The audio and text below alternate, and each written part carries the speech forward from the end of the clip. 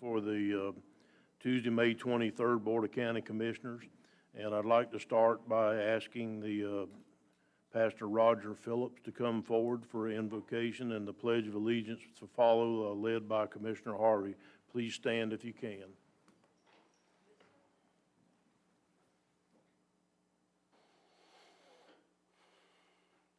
Our Father, you are the mighty God, all-knowing, all-kind, all-loving, all-good.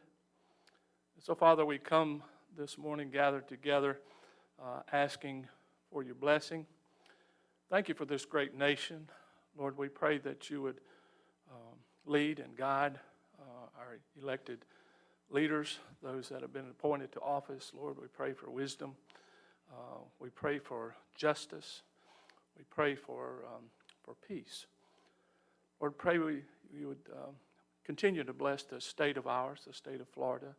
Thank you for this wonderful place that many of us here call home. Lord, we thank you for the blessings that you continually pour out upon this area. Thank you for prosperity. Thank you for those that have committed their lives to serve. Thank you for this county. Lord, what a blessing it is to be a citizen and a resident here. And so, Father, we come to this meeting this morning thanking you for those public officials that have taken a place of leadership here in our county. They're plotting a course, prayerfully that you would lead them and guide them towards. Father, be with them. Give them benefits and give them produce for their efforts, Lord. We pray in this meeting that we'd have calmness of mind and of spirit. Lord, that we would do only those things that honor and give you glory. And Father, we continually seek your presence in our lives and your guidance and your direction. Forgive us, Lord, when we're less than that and when we fail. In Jesus' name I pray. Amen. Amen. Join me in the pledge. I pledge allegiance to the flag of the United States of America and to the republic for which it stands, one nation under God, indivisible, with liberty and justice for all.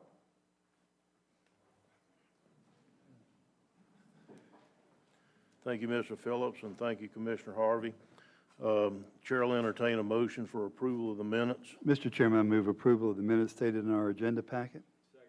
We have a motion and a second. Is there any further discussion? Hearing none, all in favor say aye. Aye. Opposed, ayes have it. Motion carries unanimously. We're going to, well, we've got a 9:05 time certain on our public hearing for planning and development. So I think what we'll do is just wait 2 minutes. 1 minute now.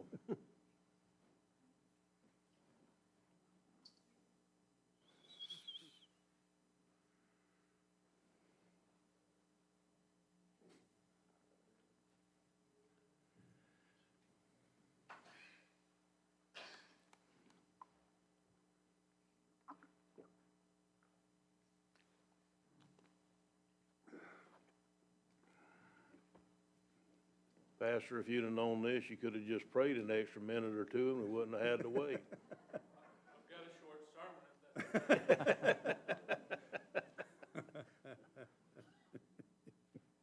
Could we turn the air up a little in here?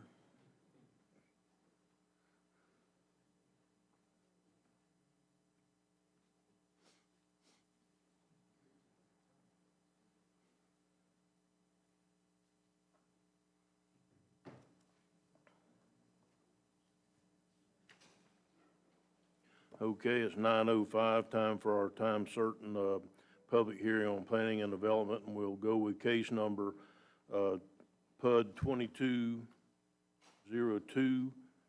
Joe? Good morning, Chairman, Commissioners. For the record, Joe Searley, Planning and Development Services. This is a major modification to the Trails and Outdoor PUD Ordinance 2020-03. The applicant is Keith Valentine. This is a 36.9 acre parcel located at 145 Willis Road, 163 Willis Road, and 162 Willis Road, located off of US 19. The applicant's proposing to remove a 2.15 acre parcel from the PUD, the overall PUD, and revert the zoning back on that parcel to agriculture, similar to what we did with Bear Island, and to provide an additional 26 RV pads to the existing 34 or remaining 34.75 acre RV park for a total of 44 RV sites.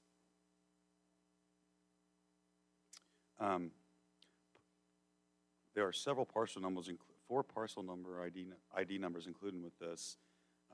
There was an error in the staff report that included 2. Our GIS maps were incorrect.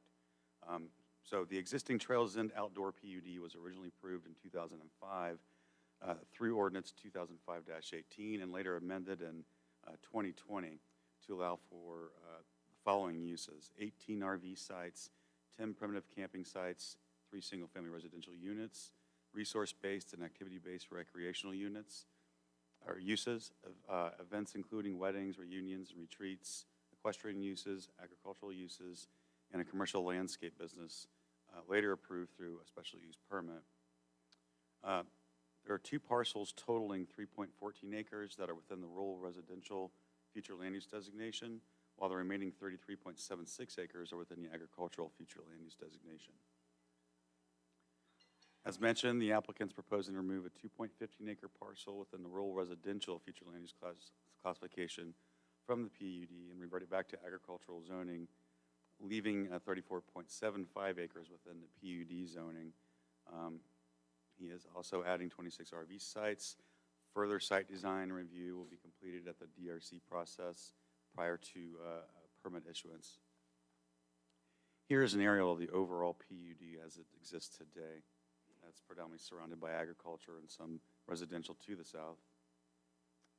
I don't know if you can see this on your end, but the future land use is a mixture of rural residential and agriculture. The zoning is predominantly PUD. There is another PUD to the east that is not a part of this PUD. And there are minimal wetlands on site. At the Planning Commission on April 11th this year, they voted unanimously to recommend approval of the proposed PUD. Staff recommends approval of the request for a major mod to the Trails End Outdoor PUD as described in the attached ordinance and exhibits. I believe the applicant is here, as well as staff, to answer any further questions on this matter. Is there any further questions of staff at this time? Okay, Chairman, seeing- I have one. Commissioner. On page 19 of the packet, and I had concerns on this before about the maintenance of the road. At one point, and who determines when the conversation, if it happens, between the owner and the county of a shared maintenance on the access road? It would be a determination by the Public Works Department at the Development Review Committee stage that would be subsequent to this approval. Okay, all right, thank you. Any other questions of staff at this time? Okay, is there anyone that would like to speak in favor of this request?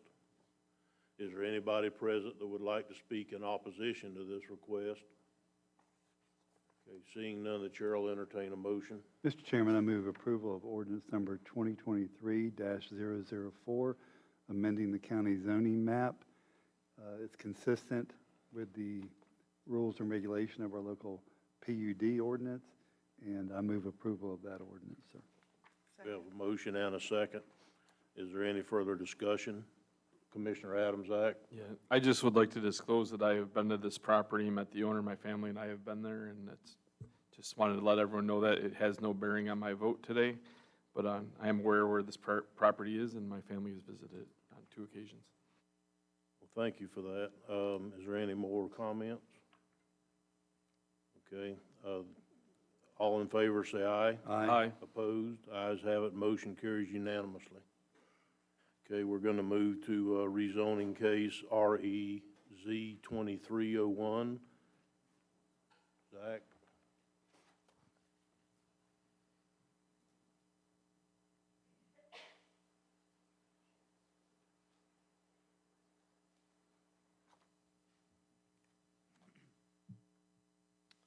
Thank you, Commissioner. For the record, Zachary Baker, Planning and Development Services. This is a rezoning REZ 23-000001.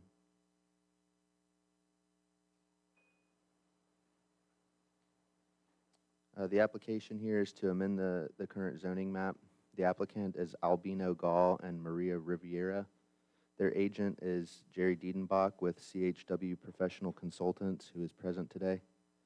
The parcel is approximately 9.51 acres, located at the intersection of Pettit Road and US Highway 17 South in Crescent City. PID is 03-1227-0000-0050-0180. The request here is to amend the current zoning, which is Ag and Commercial Retail C2, entirely to Commercial Retail C2 for the construction of a commercial retail store. The 9.51 acre parcel is currently vacant. Approximately 1.18 acres of the parcel contains C2 zoning currently. However, that current Z2 portion is not large enough to support the proposed use. Mixed uses surrounding the parcel contain social clubs, gas stations, retail stores, restaurants, single-family residences, agriculture, and vacant lands. The vacant lands contain commercial zoning designations and agricultural zoning designations. The subject parcel and surrounding parcels contain a commercial future land use designation. The initial request by the applicants was to rezone that parcel C2 to just encompass 2.68 acres, but the applicant was asked by staff to consider rezoning the entire parcel to eliminate the incompatible ag zoning and the commercial future land use, and the applicants did agree to amend their application. Here you have an aerial of the subject parcel. There's a power easement that runs kind of along the west side, north on the parcel, and then cuts back over to the west. The future land use you can see is all agriculture. There's a little notch down there on the adjacent to US Highway 17. That is a separate parcel. It has ag land use, ag zoning, and it just contains a billboard. So it's under separate ownership. That is not included in this request. And then here you have the zoning, the current zoning of the subject parcel. You can see it's already got the C2 zoning there at the intersection, and the applicants are just wanting to rezone the rest of the parcel to the same zoning. So the portion of the parcel containing C2 zoning designation would allow for retail stores, general use. The proposed development requires more C2 land than what currently exists. Per section 4582 of the Land Development Code, the commercial retail C2 zoning designation allows for the requested commercial retail store use by right and aligns with the commercial future land use classification. The proposed development will be reviewed by the Development Review Committee to ensure appropriate site design if the rezone is approved. If the development will be accessed by Pettit Road, the developer will be required to pave a portion of Pettit Road in accordance with Putnam County roadway standards. So findings and recommendations, staff finds that the proposed rezoning from Ag and C2 to C2 is consistent with the goals, objectives, and policies of the adopted comprehensive plan. It is allowed in the present future land use designation. It is not anticipated to adversely affect the orderly development of the adjacent and surrounding properties, as the property is subject to the development standards of the Land Development Code and meets the locational requirements of the C2 zoning district provided in the Land Development Code and the comprehensive plan. Therefore, staff recommends approval of the request to amend the zoning map from Ag and C2 to C2. This is an old PowerPoint. I had a new one that stated the Planning Commission at their April 12th, 2023 public hearing unanimously approved this request, but that's not in this PowerPoint. So if you have any questions, I'd be happy to answer them. That was my question there. You already answered. So does anybody have any questions of staff at this time? I do. And Zach, we talked a little bit about yesterday, but you can see the aerial of the amount of different roads that come off of 17. You've got Shriners Club Road, and we just approved the possible building of a tire store right there. And you have Euclid Avenue, and then you've got Pettit. I know there was some discussion about they may apply for a turn lane. and come off of 17, or is the access going to be definitely just right off of to Pettit Road? So when we started this discussion with the applicants, their conceptual design of the lot showed access only off of Pettit Road. But whenever they go through the actual development, they will need to notify the Florida Department of Transportation of the proposed plan and have a drainage permit approved by them. DOT is the regulating authority over 17, so they'll be the ones to determine if a turn lane is going to be required. They'll also, do everything that they can in their powers to make sure that the access is safe off of 17 onto Pettit Road. All right, thank you. That's my only concern. Thank you. Is there any further questions of staff at this time? Okay, seeing none, I'll open the floor for comments. Is there anybody in attendance today that would like to speak in favor of this?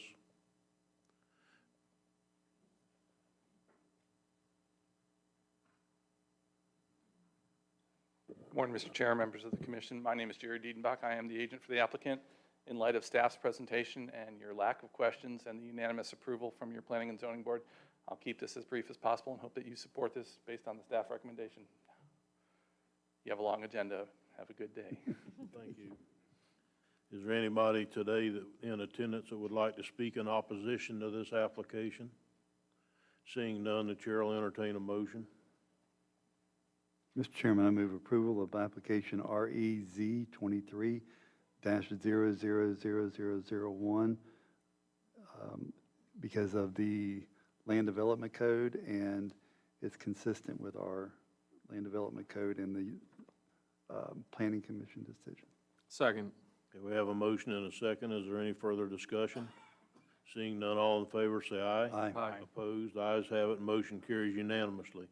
Next, we'll move on to item C on the agenda, which is the Type 1 subdivision preliminary plat, SD 22-008, the Bayou Club. You taking that one, Zach? Yes, sir, I am. I'm waiting on there we go. Okay.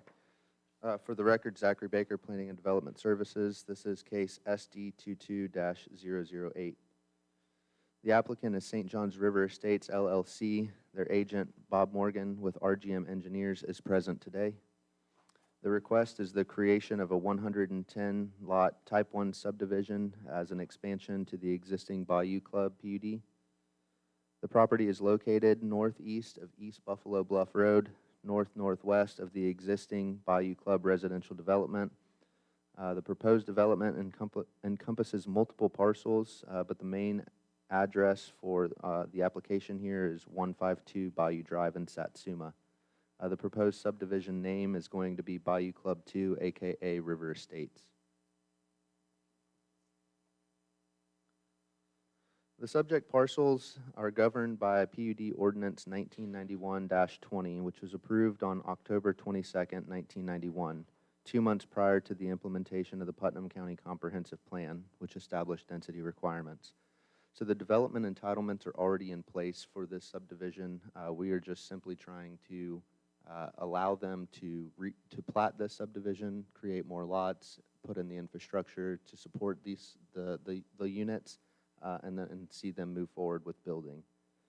The subject parcels equate to approximately 42 acres of land. Most of that land will remain unplatted and count towards the open space and conservation areas which are required by the PUD. Parcels to be developed include the original PUD, which allows primarily single-family residences. The proposed project is a continuation of what was already approved in 1991. Ordinance 1991-20 allowed a total of 210 residential lots. 95 have already been platted.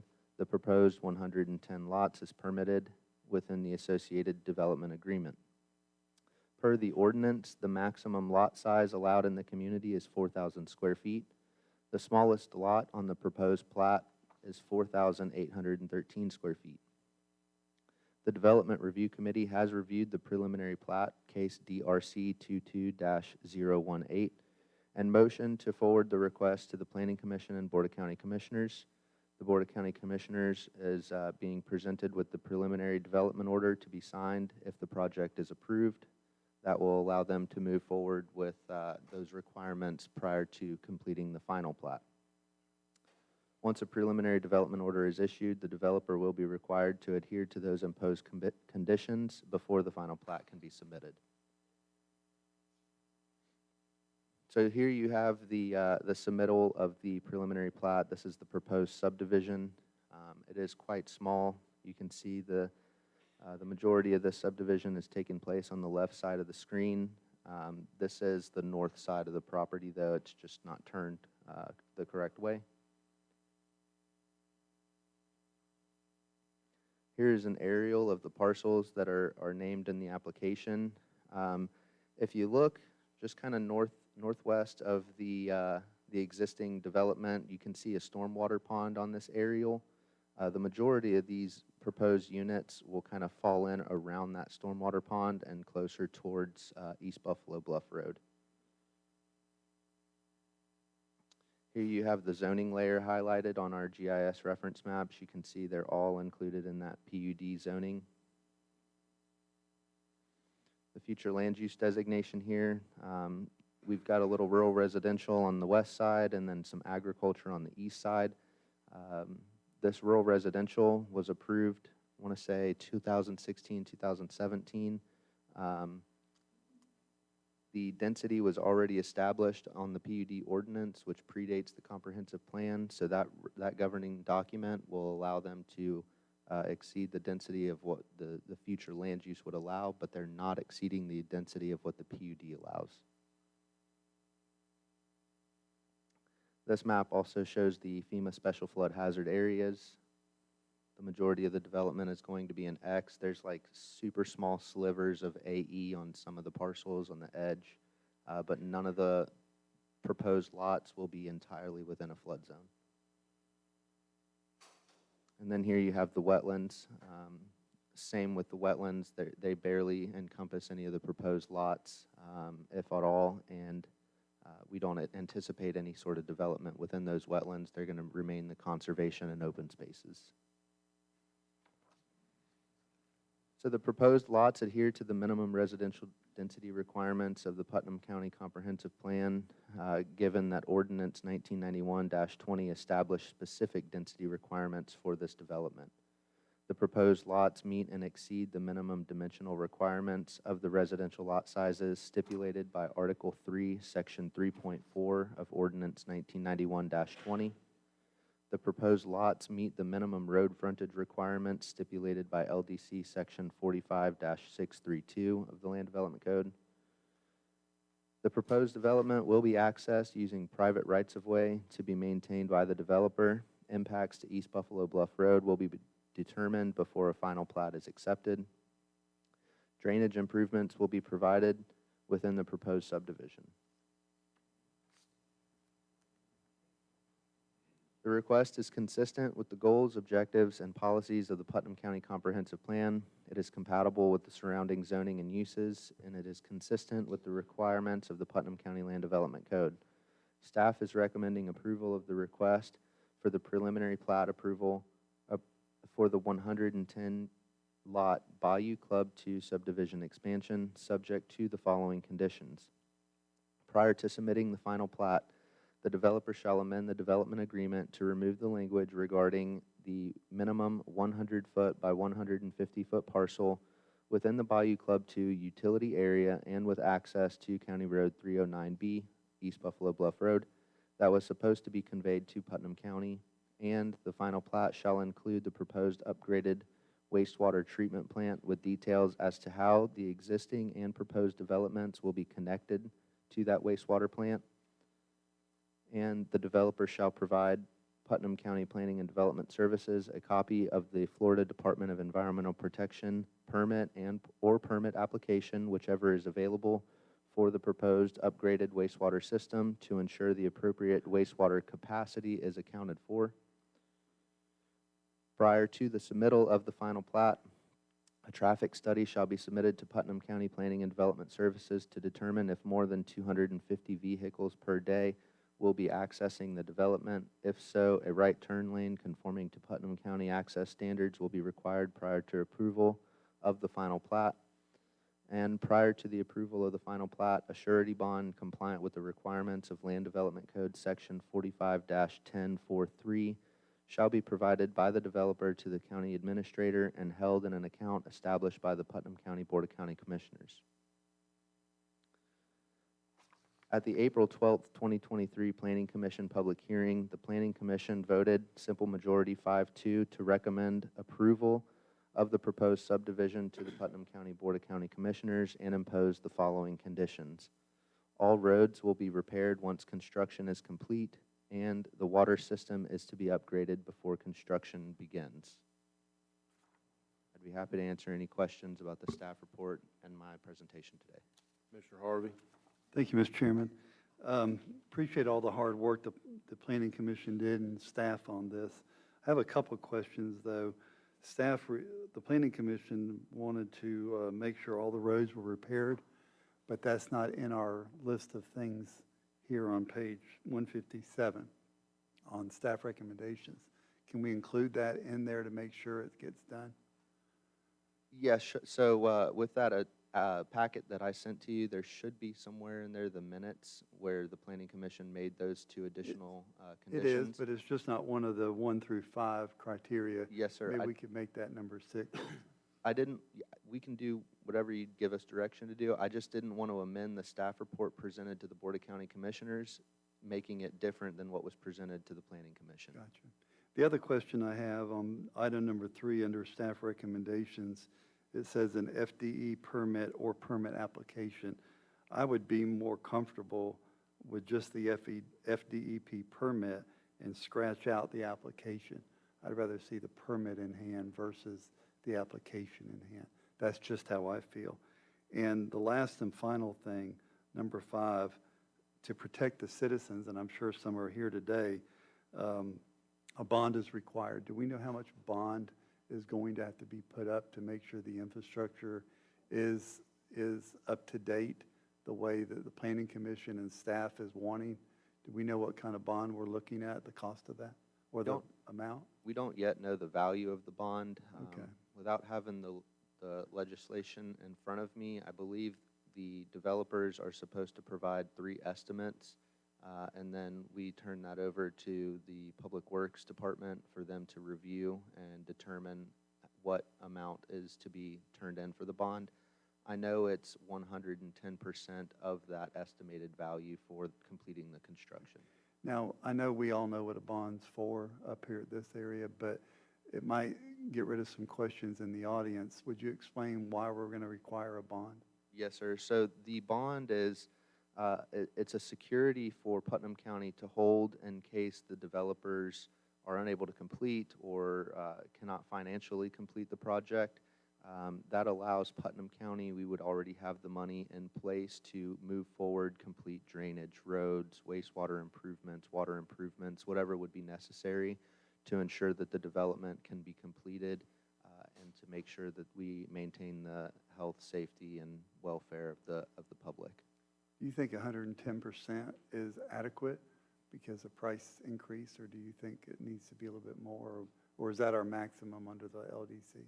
I would have to read the LDC to see if we have the flexibility to change the amount.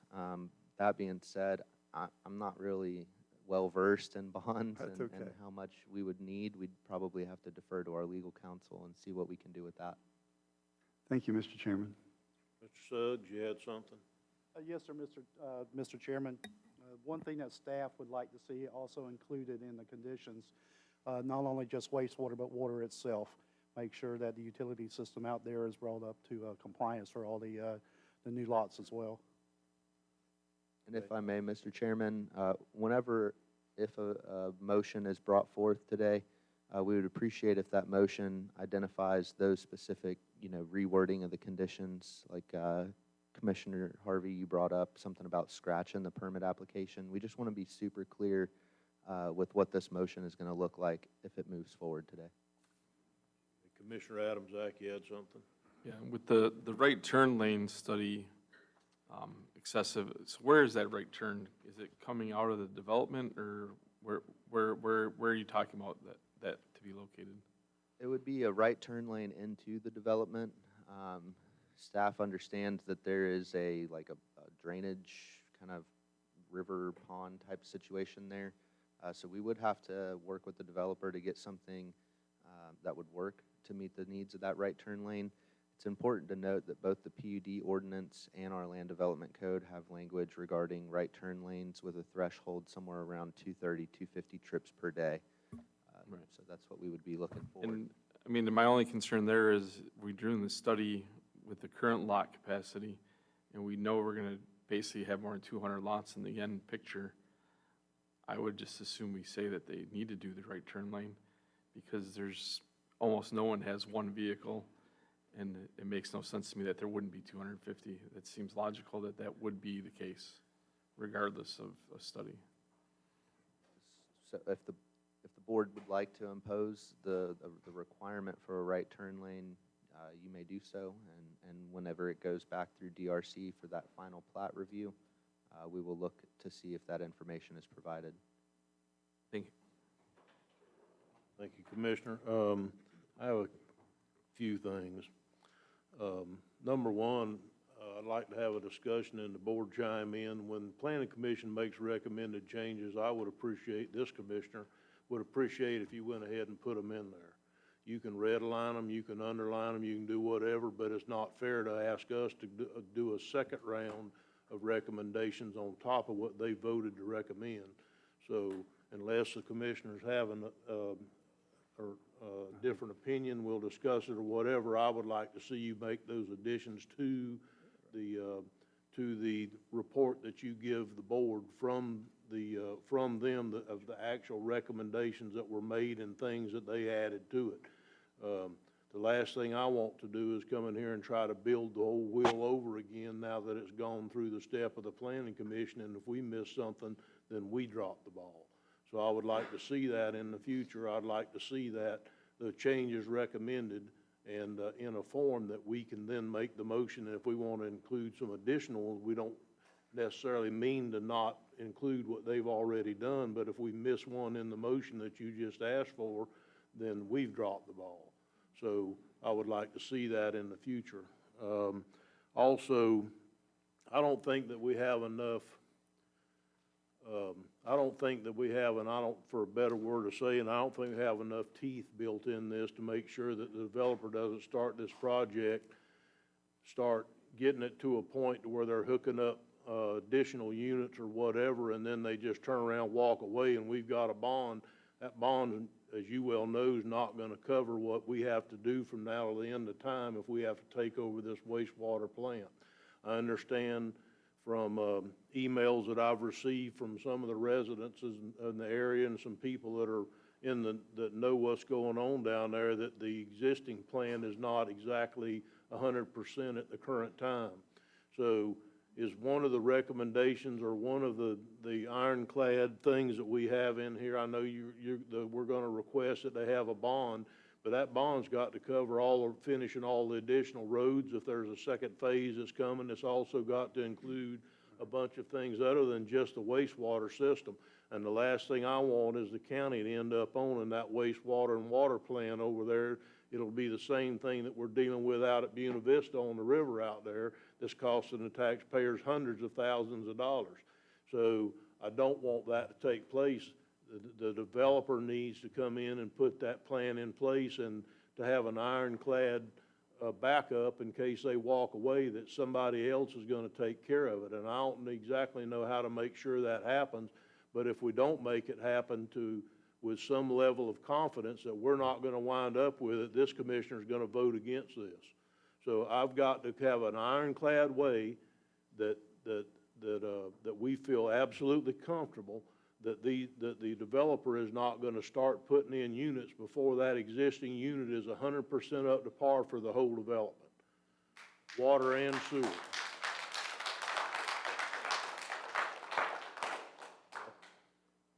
I didn't know that y'all wanted that too, but I'm on board with you. But I think we've got to find that. I think we've just got to find a way that if they walk away in the middle of this second phase, which is what I'm going to call it, to the Bayou Club, that they're not doing it and leaving all the people there that already with a unit that that the government's gonna have to take over, and then it's gonna not only cost a lot of money, it's on top of that, we're not gonna be able to put the resources in it that should have been put in to start with. So Yep. how do we do that to your satisfaction, Zach? Yes, sir. So if I can respond to that, conditions 2 and 3 are in place to ensure just that the wastewater treatment plant is upgraded and is capable of maintaining capacity to support all units out there, both existing and the proposed 110 units. So we will be looking for that information. As Commissioner Harvey suggested, we strike the whole permit application part. We want to see the FDEP permit itself. That'll give us the numbers of the capacity that's available. And then with condition 2, showing how that wastewater plant is going to be connected to those existing and proposed developments, those new houses. Those are going to be our two kind of assurities, if you will, that this wastewater plant will be capable of supporting the entire development. Okay, I'd like to also, if we could, build an additional layer in here that's probably not in here at the current time, that in addition to the inspections that take place from the normal authorities that would take place, that our Public Works Department also gets a chance to look at this. We want to make sure that our utility professionals agree with everybody else that it's already in, it's already adequate, and it's going to last for an extended period of time where we don't have to take it over a year and a half from now. So we can do that, can't we? Yes, sir. So this is just the preliminary plat approval. It will come back to the Board of County Commissioners for final plat approval. And at that stage, because of the conditions that we've set in place here, you should be seeing those DEP permit with the capacity and the new system on the plat. Yeah, I'm probably not communicating well with you, Zach. I want to make sure that we build in something that, in addition to the normal people that look at it, that our utility professionals in the county that also get a shot at looking at it too, at least to approve that it's adequately put in to the point to where, in their best opinion, we're not going to own it in 6 months because they got through a loophole at DEP or something. So it sounds to me like we'd be looking at an 8th condition imposed by the Board of County Commissioners, which would require the wastewater system in its entirety to be reviewed by the Utilities Division of our Public Works Department. Can we do that, JR? Yes, sir, but can we also add, Zach, and this may be possible, that the existing Bayou Club that's currently there today gets hooked into the new wastewater plant? Because the last thing we want to do is have 2 wastewater plants down there, one failing and a new one. Yep. So I don't want that failing that's out of DEP compliance to hinder us in the future either. So I think both phases of that subdivision need to be included in that one plant. And that they need to be hooked up before the new units can be hooked up to the new system. The existing units have to be hooked up to the new system too, to where it's once, excuse me, sorry about that, folks. I get a little animated when I get excited. So we need to hook up all the existing stuff to the new unit and have it operating before they can hook up their first unit to the new system. Okay, so as long as we've got that condition in place, then we can definitely work with that. Condition 2 touched on it as far as, again, it says, final plat shall include the proposed upgrade water treatment plant with details as to how existing and proposed developments are connected. I understand it touches on it, Zach. I don't want there to be any room for interpretation by anybody of what we're wanting to do, which means that before they hook up one new unit to the new wastewater plant, all the existing units have to be operational on the new wastewater system.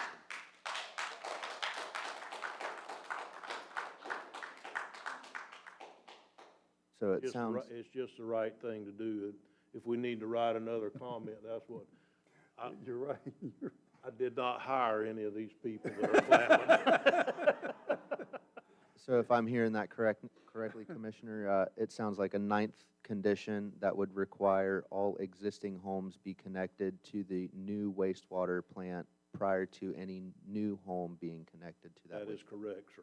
Okay. Water and sewer. Okay, there you go, thank you, want that clarified. Water and sewer. Water and Water sewer. and sewer, Yeah, okay. the new plant has to be operational before and the existing units hooked up to it before one unit can be hooked up to that plant on the new side of the proposed, property. Yes, sir. All right, if the commissioners agree with that, Commissioner Pickens, you were next. Yeah, I couldn't, that's why you're the chairman, Mr. Chairman. I couldn't have said that any better. Those were the concerns of the existing systems and the service to the people in that community now, but they needed to be upgraded. So we're going to upgrade the water and the wastewater, correct? Both of them will be upgraded. Yes, sir. Okay. I do agree with the roads need to be repaired too, also. And also the turn lane, I'm in agreement of that. That going down Buffalo Bluff Road, it's like a lot of the county roads that we have. It's the paved road and really not much shoulder, and I believe a turn lane will really be beneficial. So that will go through that process, or can we add that in there too? I'm with that too. Yeah, so just Make as it- a response to that, currently, condition 4 is a traffic study. If you would like to amend condition 4 to state turn lane is required, period, then we can work with that as well. That's correct. I don't see how you can put that many additional units in there and not have a turn lane. You're gonna stop the road up every time it gets busy. You have that one on your list, future motion maker? I do, sir. I'm doing the best I can to keep up. Okay, and I also, If we miss one, commissioners, when we go through the motion, please help us make sure that we have all these all these requirements we want added.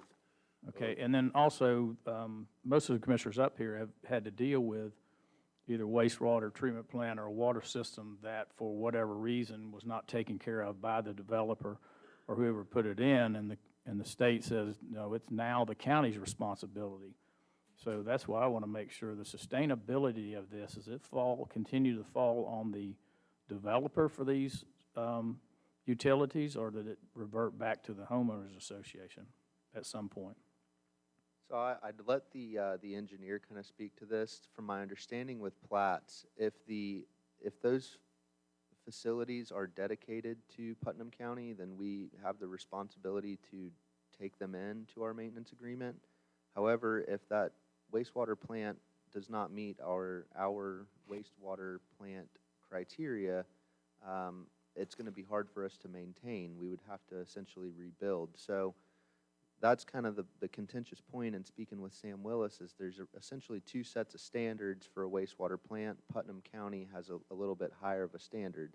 We can't make them, the developers, build a wastewater plant that meets our standards. They just have to meet the baseline requirements. As far as prolonged maintenance, I believe the developers are intending on maintaining this in perpetuity, but I don't know that any sort of legal document can enforce that. If they go bankrupt and they walk away, I don't know that a document requiring their perpetual maintenance is going to stick, so to speak. You done for now? Right now, I am, yeah. That's very problematic, Zach.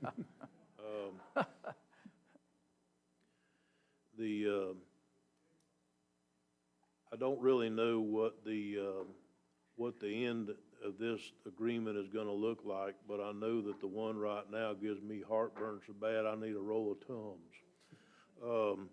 I think that we need to try to come up with a solution that Public Works can live with also, that makes us believe, even if it's an additional bonding step, or even if we can't make them put in a system that's as good as what the state would make the county put in, then that really gives me heartburn, because if we ever have to take it over, we've immediately got to put hundreds of thousands, if not more, dollars into this to bring it up to the standard they make us put them at.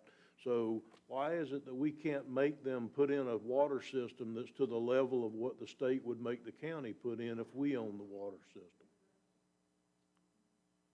Or do I need to ask that question of, I'm not trying to put you on the spot, Zach, I'm truly not. Yes, sir. So that one, I would defer to Sam Willis on that one. I don't think he's present today. Perhaps legal counsel can chime in on, I don't necessarily think the state has specific requirements for Putnam County. I think we've enacted our own design requirements that elevates them above what the state would require. Mr. Chairman, if I could, I think staff administration certainly understands the dilemma that you're in and the position that you want to take, and we will work with the planning department to make sure that we come up with some adequate language to bring back to the board for a future, for the second reading of this or adoption of this prior to see if we can get you to where we need to be to alleviate some of the concerns we have with this wastewater treatment. Well, I just want everybody to know that I think this is the first round. And so if it gets approved today with the conditions that we put in it, this doesn't necessarily mean that's final conditions. That's just the conditions for it to move forward to the next step. So if we put these conditions in here now, they're gonna be put in during design, and then when it goes to development review and when it goes to the Public Works for review later on, then they can put additional steps in there to be approved at the next step in the process. Am I missing something? So. Or we can too. Yeah, that's what I'm saying though, is that it'll go to the next step and it'll go through, and this is just basically the first step to get it started today. But we want to make sure that, in my opinion, I think we need to make sure that we put in things that we are absolutely going to require next time around, and not tell them this is the end of the list. This is just the beginning of the list. Because I think we've got to do something to require, number one, the best of our ability. We don't own that plant, and they put in a plant that's as good as what we can possibly make them put in, that will last longer, with less maintenance, and that it handles the existing community before they start hooking up the new units. If we don't make them do that, they'll start hooking up new units, and the old ones will never get hooked up anytime in the history. We'll look at this for a technical review, make sure that we capture the things that are important to you folks here today. Okay. Mr. Harvey, did you have another comment, sir? I do, sir. Mr. Commando, and our chairman just touched on it a little bit, are we able to require individual bonds per individual project? Say roads might be bonded, wastewater would be bonded separately, instead of an overall bond accumulating everything inside this design. Would we be able to require separate bonds, basically? I haven't seen it done where you require separate bonds. Traditionally, we follow what the statutory requirements are for that. Okay. That's the only question I have, sir. Thank you. Okay. Well, if there's no more questions to staff at this time, we're going to start taking comments from the people in attendance today. I'm going to start with people that would like to speak for this. Is aged applicant here today? Hey, you want to speak, sir? Please come forward.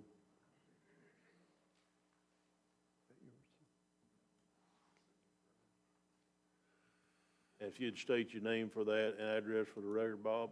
All right, Robert Morgan, RGM Engineers, 65 Lewis Boulevard, St. Augustine. I'm the engineer on the project. Yes, sir. A lot of your questions, they're all valid questions. The difference, the state regulates all of our water and sewer as we have it. Typically within the municipalities, the controls, what's called a SCADA system, is more like it's an outside control to where you have, your utility department has a room with all the controls in it, and they can see every lift station within your system. That's a very expensive system.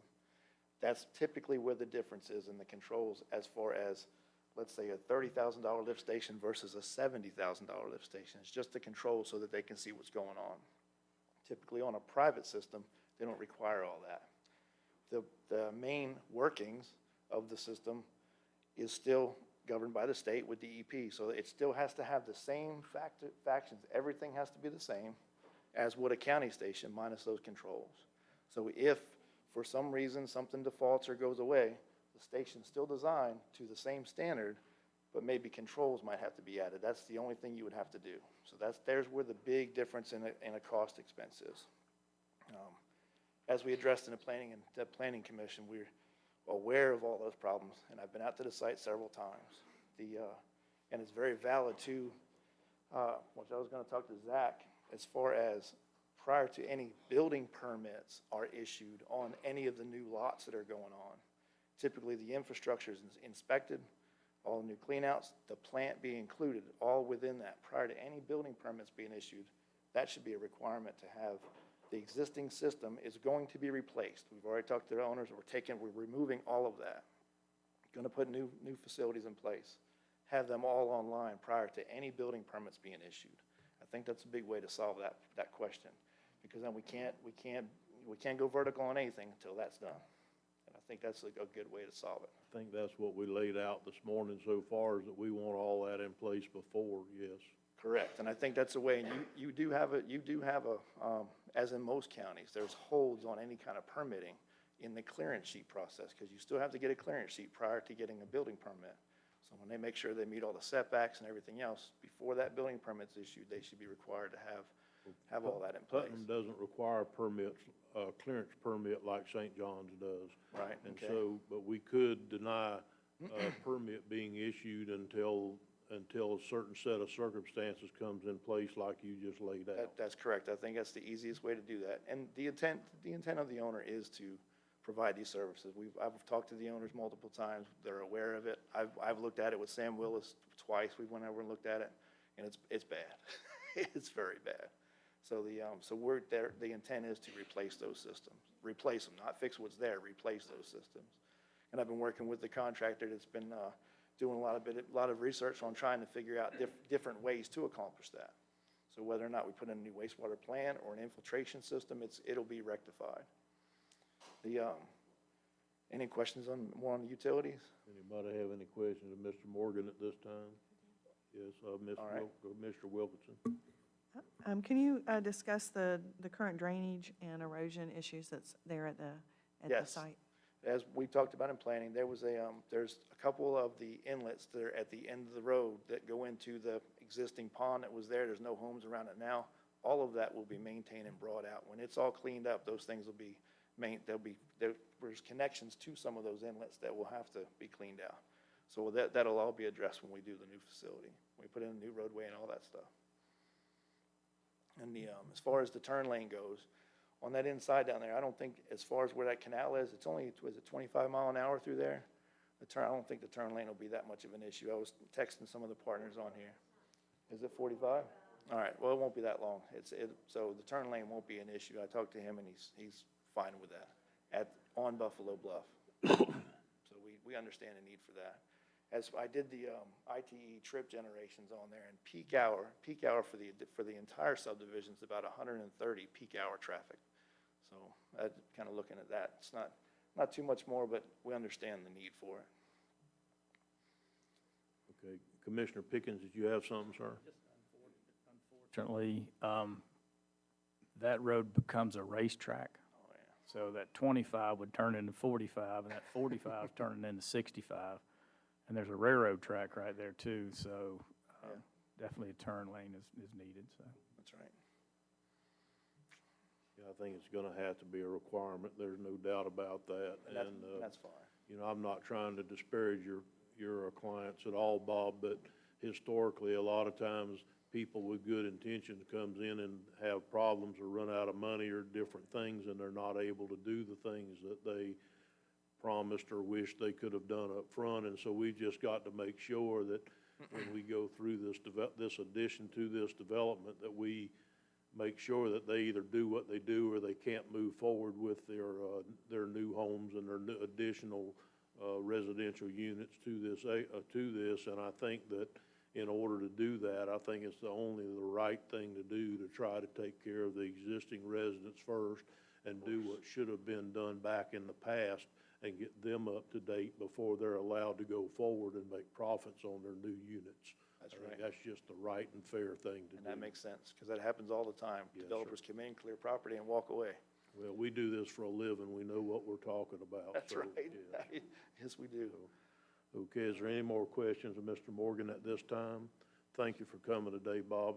Yes, sir. On the maintenance of the existing roads that are in there, they agree that they want to go ahead and do their maintenance and repair to those as soon as they're done construction. It doesn't make any sense to try to do that prior to any construction.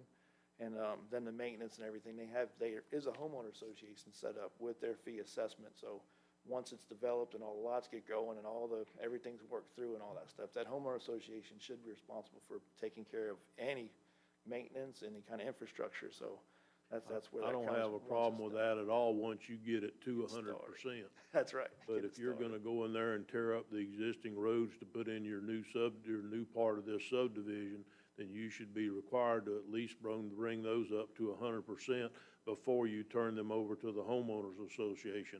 It's Exactly not, right. That's right. I agree. Yeah, that makes swear I sense. didn't hire any of these people. That makes sense. All right.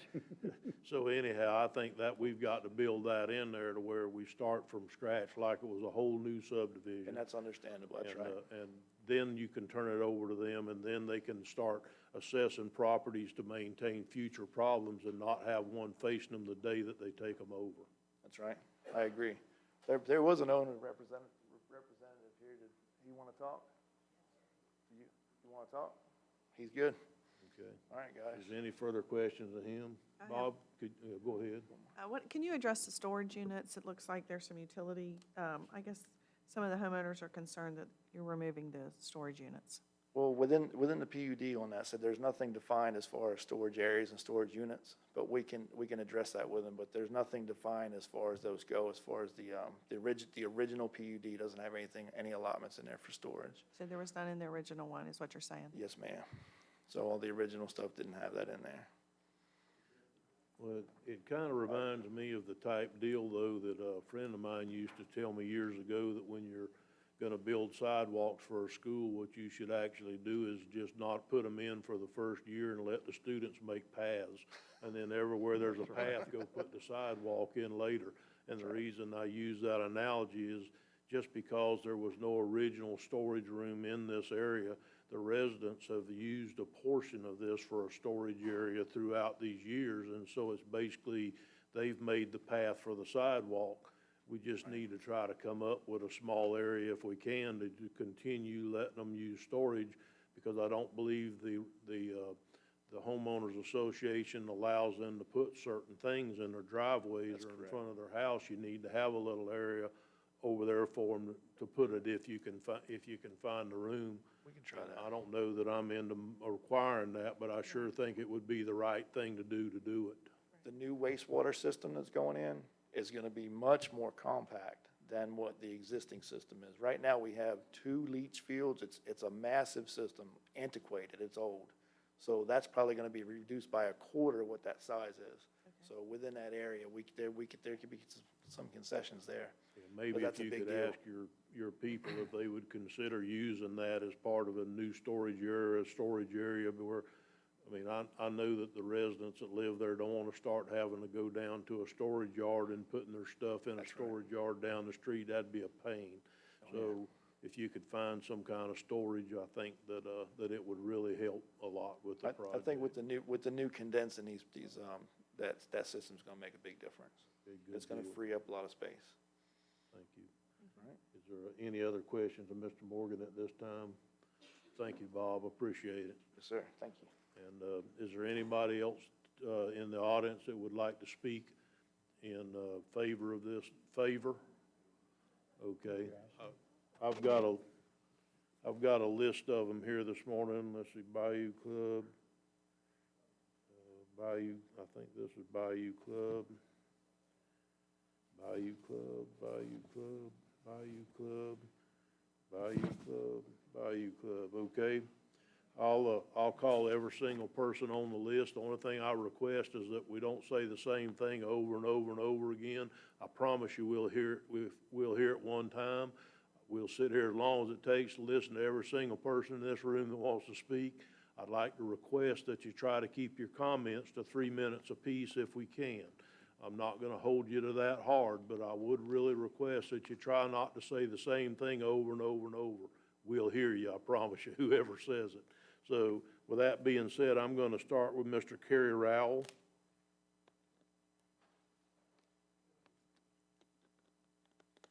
Carrie, even though I have your card, if you could give your name and address for the record, please. By the way, it's good to see you again. It's been a little while. Nice to see you.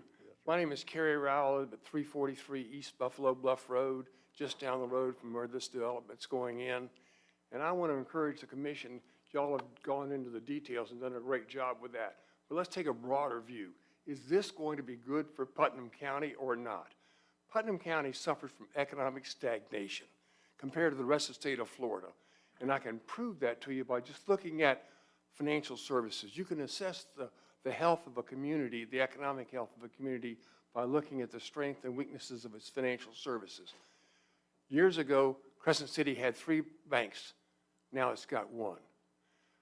East Palatka had 2. Now it's got 1. Interlochen had 2 banks. Now it's got 1. There was 2 banks in the area of Palm and Krill. Now there's none.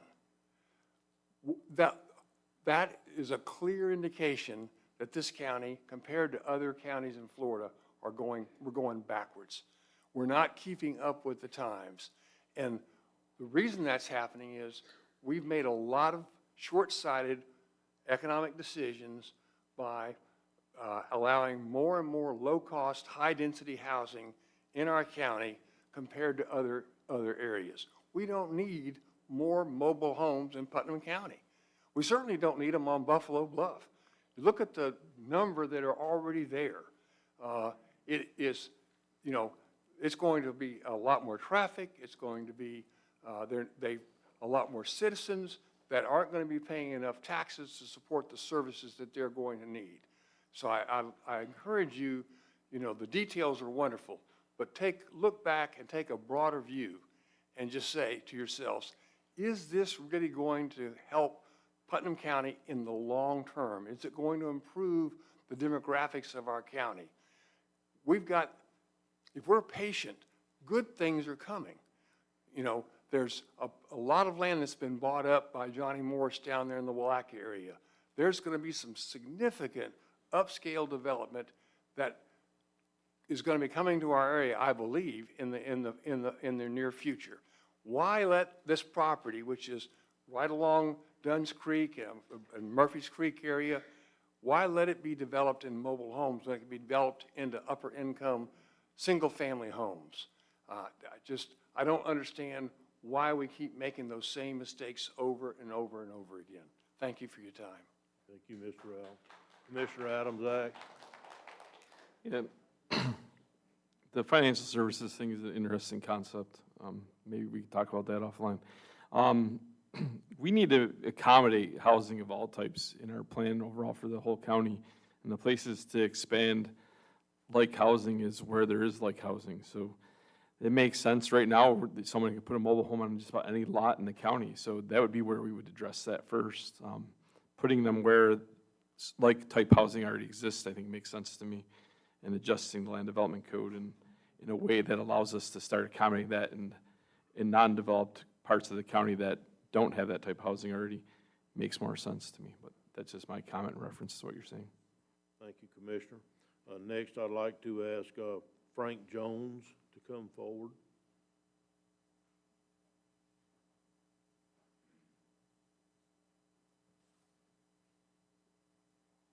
Morning. Morning. Mr. Turner, thank you. Thank you for all of your comments. Put your name and address for the Sorry. record. Frank Jones, 114 Bayou Drive, Satsuma, Florida, HOA president of the Bayou Club. Mr. Turner, thank you for your comments, sir. Thank you for hearing from us and from hearing us.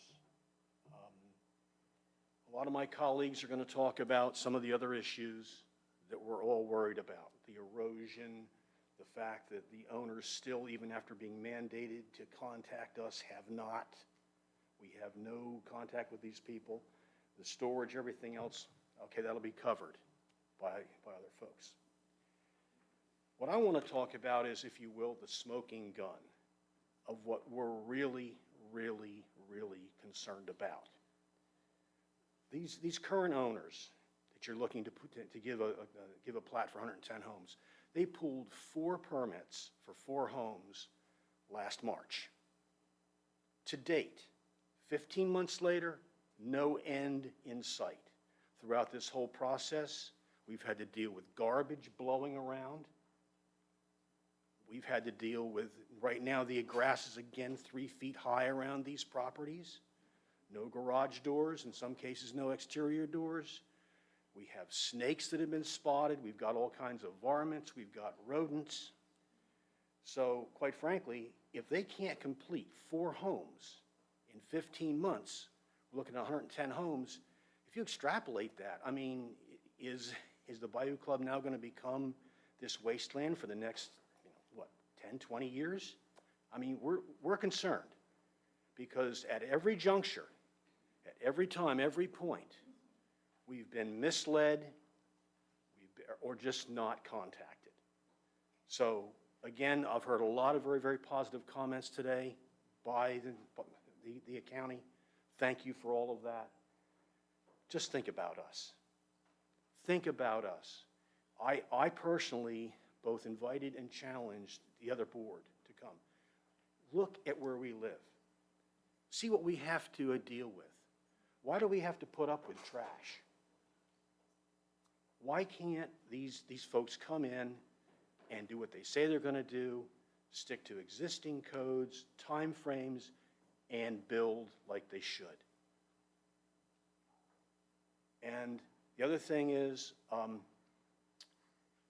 although it's been said that the roads will be fixed when the construction is finished, again, plays to the same thing, is okay, when is the construction going to be finished? When all 110 units are in? Where do we do that? How do we gauge it, okay? Knowing that we're 15 months for 4 houses, when does that end? Okay, now, we've been told that these new homes will be used, they're going to use what's called a construction entrance. Well, good luck with that, okay? We don't have guards out there that can stop these trucks from coming in. And our roads are in horrible shape. They're bad shape, okay?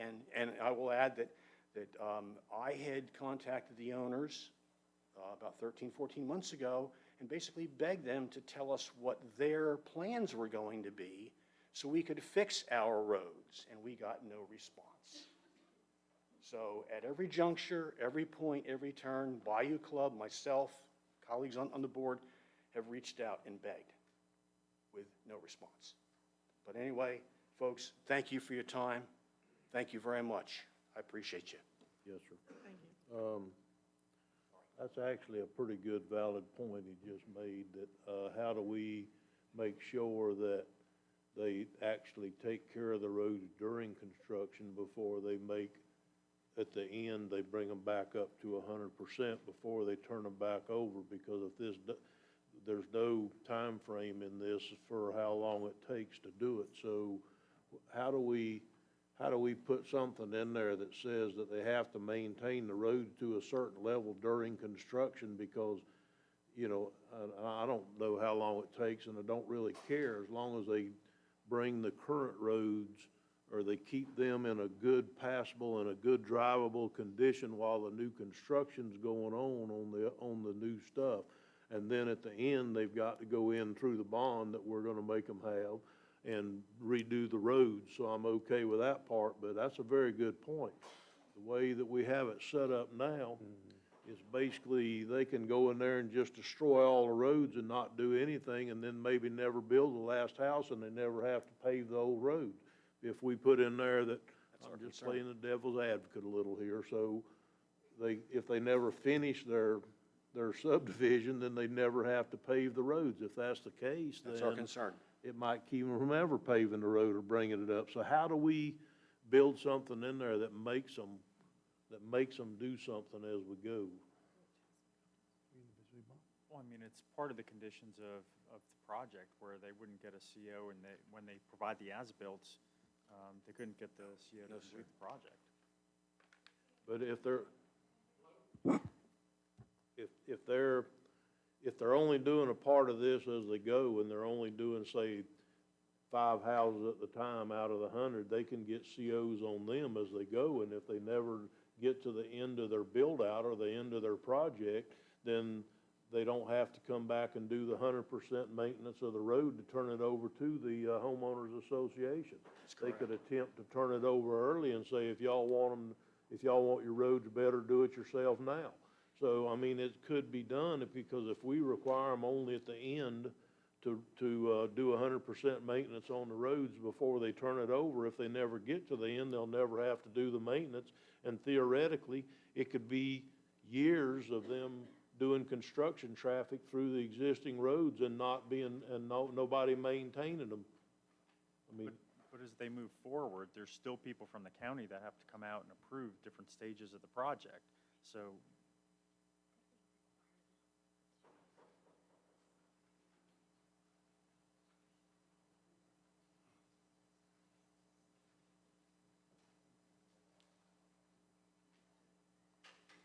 and Mr. Young was just talking about requiring them to use or build and stabilize the construction road first, which is fine, but I mean, we all know that people are gonna end up using the other roads as well. So as long as we're involved in the process for kind of reviewing and maintaining as the project goes on, then we should have a handle on that at every step of the project.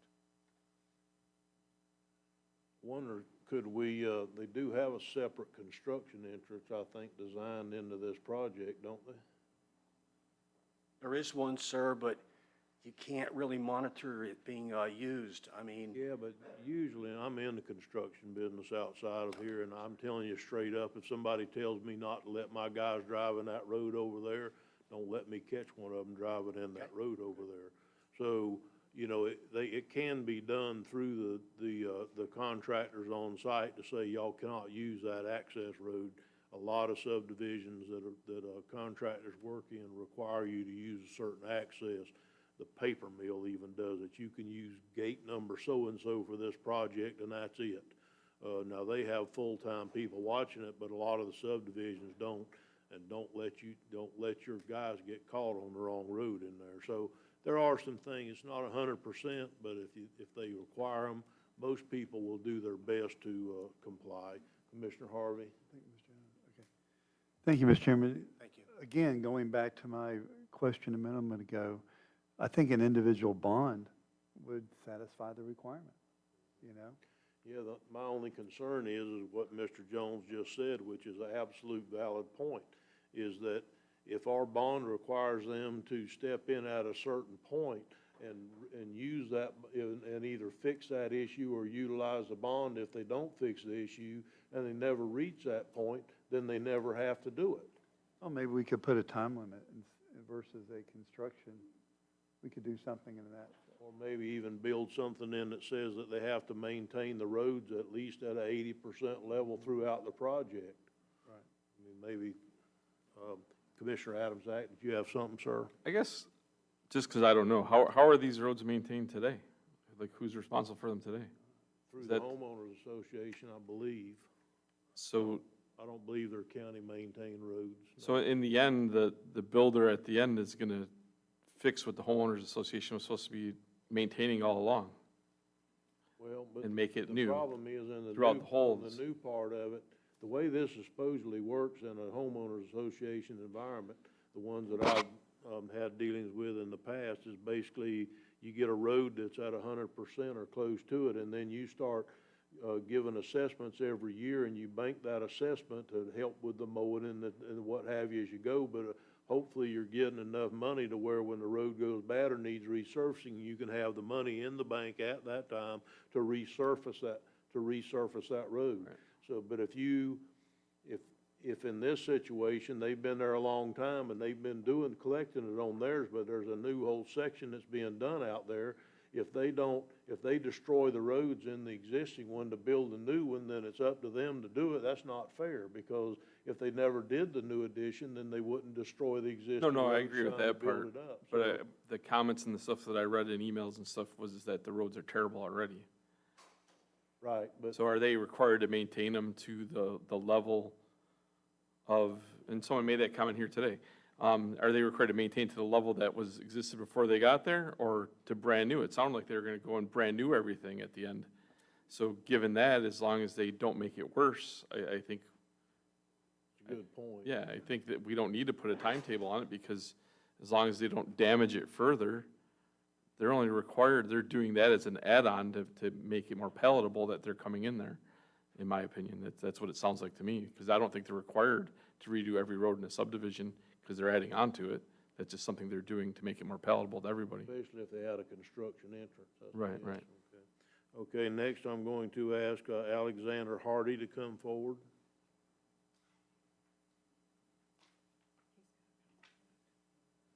He does, yes. Very good point. Mr. Hardy, if you would give us your name and address for the record, please, sir. It's Alexander Hardy, 156 Lake Margot Drive, Satsuma. And I have a video presentation to present.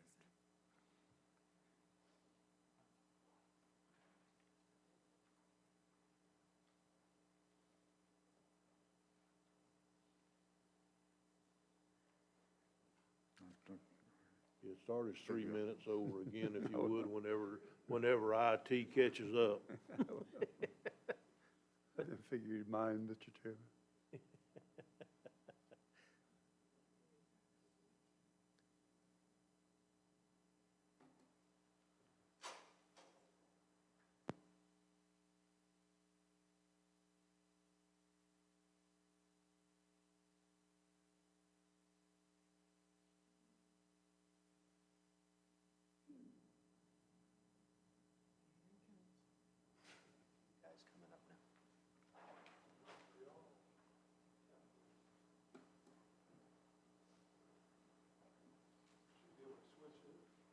I've tried. Could we take a 5-minute recess while we work out the IT part of this gentleman's video?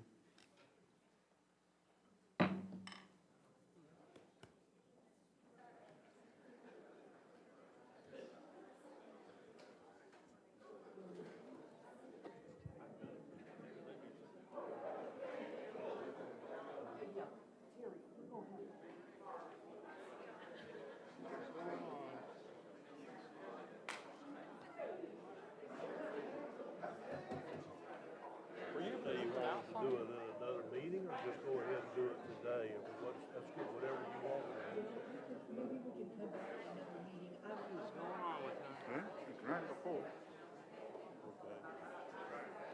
I'll remove that presentation and we'll do it again in 3 weeks. Does that suit you? There we go.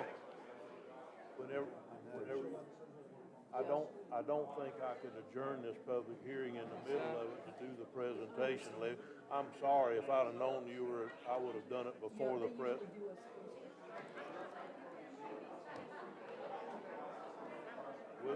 We'll do better.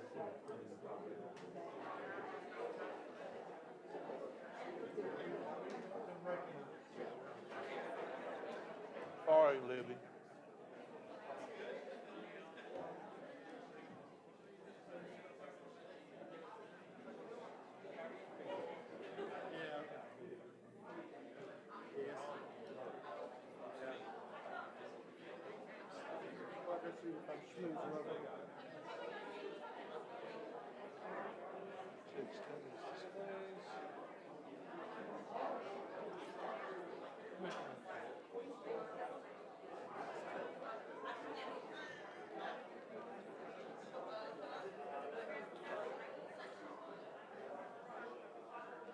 Well, let's.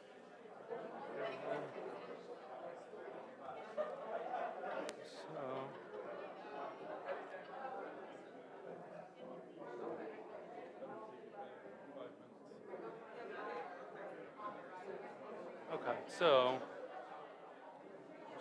they should be good. I just gotta move it over here. Why is that not going through? I'm trying to move it on that TV over there.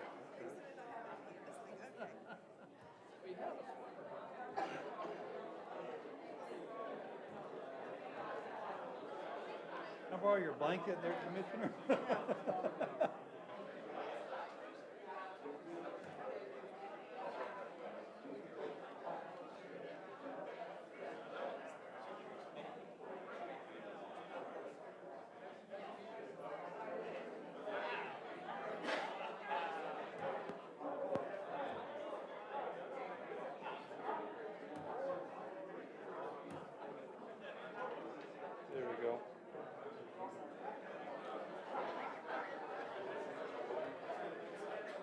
So are you, is this, for this video, are we just trying to? No, it's on here. Oh, no, I put it on here already. This is your video? Yeah, that's the video, Yep, yes. okay, And so- this should be sound with it. There should be, I don't know if we'll be able to get the sound. Well, then it's useless. Are you talking in the video? Yes, I'm talking in the video. Yeah, I don't know.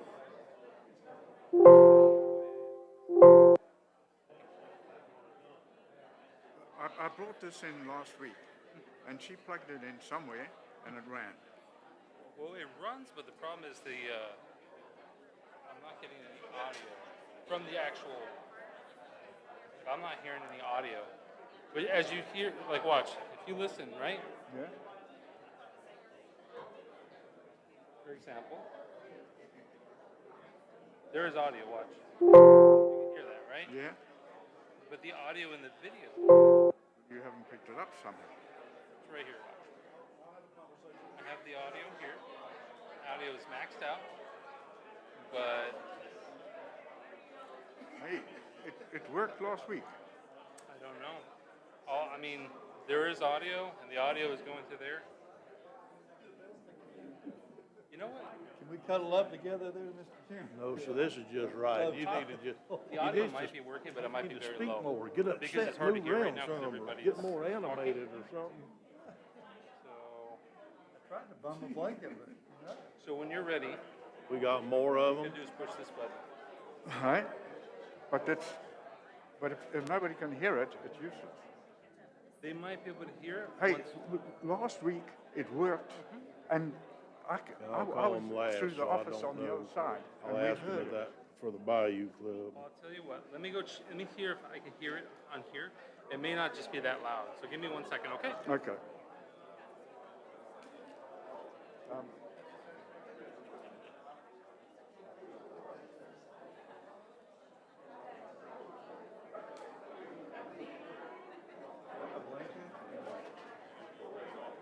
You know, I don't,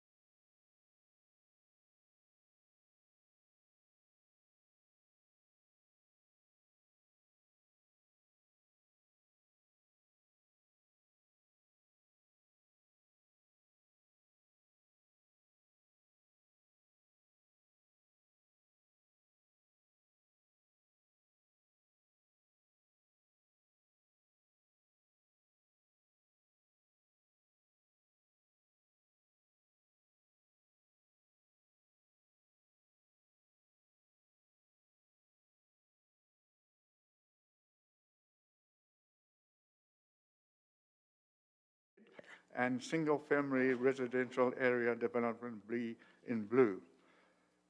Area A has a maximum of 140 dwelling units, and Area B a maximum of 80. To date, 102 units have been developed in Area A and none in Area B. This leaves 38 units to be developed in Development Area A. Also shown is the utility area and the conservation area and wetlands in green. The application proposes to develop 110 units in Area A.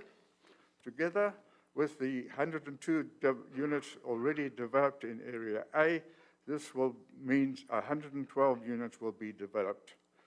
The PUD allows for a total of 216 units in Area A and B combined. This would leave 4 units to be developed in Area B. Okay, this is the next slide. The Area A has increased by adding the utility area, reclassifying it as residential. The utility area was originally designated as a storage area for boats, trailers, cars, trucks, campers, and other recreational vehicles and mini warehouse units.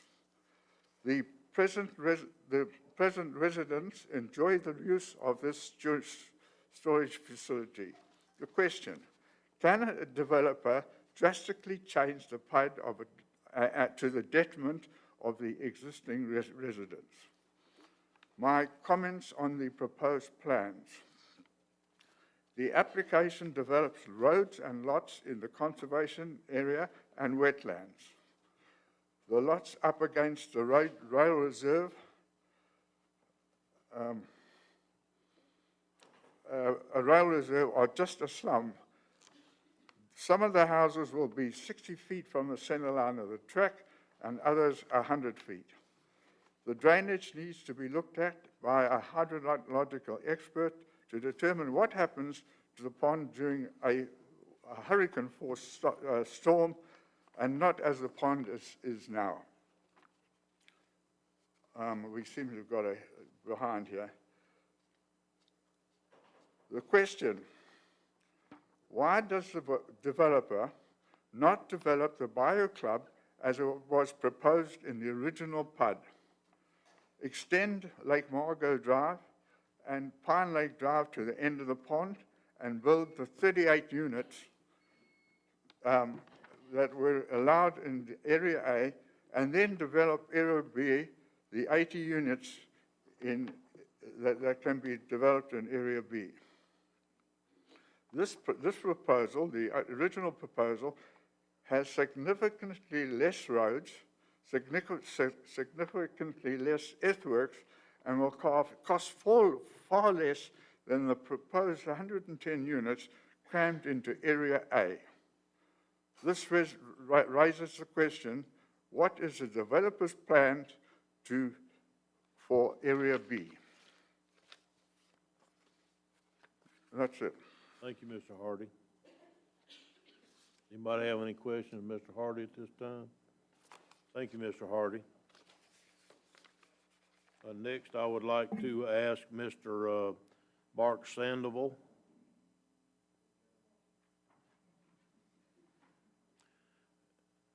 And, you know, I'm going to let you speak as long as you want to, but I would really appreciate it if you'd keep your comments to 3 minutes. I really do. Just gotta close this real quick. Sorry. My time hasn't started. Just wanted to give him his device. Mark Sandoval, 132 Pine Lake Drive, Satsuma. I'm the treasurer for the Homeowners Association. First, I want to I think everybody received our letter and petition on that, and I appreciate all of you looking at it and knowing what our concerns were. You could tell by the last meeting, we had 53 of our residents here, and we have a bunch of folks here today also. So you could tell what our concern level is. And it's mostly about this infrastructure. I think one of you mentioned, and I'll give an example. The storage on there is one thing. That is set up, and in that petition, there's a map that shows what the existing storage is. Well, the proposed thing is that comes away. We as you said, we set the assessments. The board sets the assessments every year. That is income. That would be lost income. To say that we'll find you another place, that happened 2 years ago with the rezoning, and then that was dropped. That was going to be, oh yeah, we're going to move it over here, which was wetlands. Anyway, we cannot set proper assessments with the roads, not so much the water. I mean, everything that we maintain in that community is based on assessments that we charge the homeowners. The nice part about living there is that they are reasonable assessments. We charge for the storage units. There's 114 storage units right now. That is in the PUD.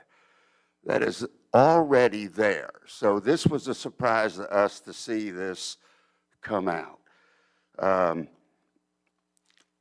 It's just that we have to make these assessments. Now, just in light of this, we just met with, and we knew him from before, but we haven't spoken with him because he hasn't been out. But we spoke with the owner, Anthony Fradiani. And one of the things that we put in our petition also was that there should be required a letter from the homeowners associating stating that we have met with the developers and that we are in agreement and that it should be submitted to you. I think this was done during the rezoning thing that happened a couple of years ago. And that we can work these things out. There will be things that we're responsible. Like you say with the bond, you know, if that road falls apart, we're responsible. These are private roads. You know, the clubhouse, you know, it holds 85 people. Well, now we've got 200 more. There's 119 signatures just on that petition. So, I mean, everything is going to double. Things like as simple as the mailboxes. That whole thing has to be done. You've added now how many more new things? Entrances in and out of that, the marina, the fishing dock, all of the amenities. If you look at the existing 4 homes that they have on there right now, I mean, there's one picture of a diagram of a home and 15 pictures of all the amenities that our community has to offer for these folks. So, as I said, we just met with Anthony Fradiani, who's the owner, and like I said, we have met with him before, and he's agreed that we should sit down and talk. And I would hope that one of these requirements is that prior to now and the next for this approval is that we submit a letter to the commissioner stating that all of these infrastructure things like assessments, how do you budget unless you know? How can we tell these people, we can't. This is an elderly community and they've lived there for so long and enjoyed all the things that are there. So hopefully you will consider that assessment, that meeting, and a letter requirement from us. Thank you so much. Thank you, sir. Next, Commissioner, okay. Next is is it Gary Rozier? Okay. If you'd give us your name and address for the record, please, sir. Gary Rozier, 155 Bayou Drive. I'm on the board also. Most of the people have already hit on the stuff I'm going to talk about. I want to say thank you for the comments that you have put in already. We have, I think it's 24 marina boat slips. If we get 110 more people, we aren't going to have enough places for boats. We are a boating community. Also, the storage, they mentioned taking out the old sewage plant and using that as our storage area. That's not even 1/3 of what we use. Like I said, we have like 96 storage places, and I think right at 90 of them are being taken up right now. So we do use it. They even gave the map at their sales office of the storage units. So they were planning on it. Why they took them out, I don't know. Also, the roads, we had tried to talk to them last year about the roads, to get the roads repaired, see if they want, what their plans were to go in and maybe meet us halfway or whatever, and that didn't work. We couldn't get a hold of them. So we said, all right, we'll do the roads ourselves, and that contract fell apart due to the contractor, not our side. We had every intention of doing the roads, and then they come up with this, and we'll say, well, we'll wait. It's not that we don't want to fix the roads. We want the roads fixed. One of the worst spots in the neighborhood for as far as the roads is right in front of my house. So I would definitely want that fixed. They don't seem, I didn't even know that they had talked to Mr. Fiotti. So that's news to me. It just must have happened this morning or yesterday afternoon. So I appreciate your time. Thank you. Thank you, sir. Next, I'm going to ask Miss Sandy Rowell if she wants to come forward.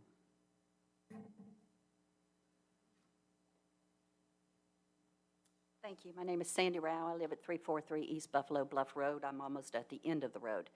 One of the things I'm concerned about is the traffic. Your idea of a turn lane is kind of good and kind of not. I'm not really quite sure where the turn lane would go because there is a culvert there that goes over.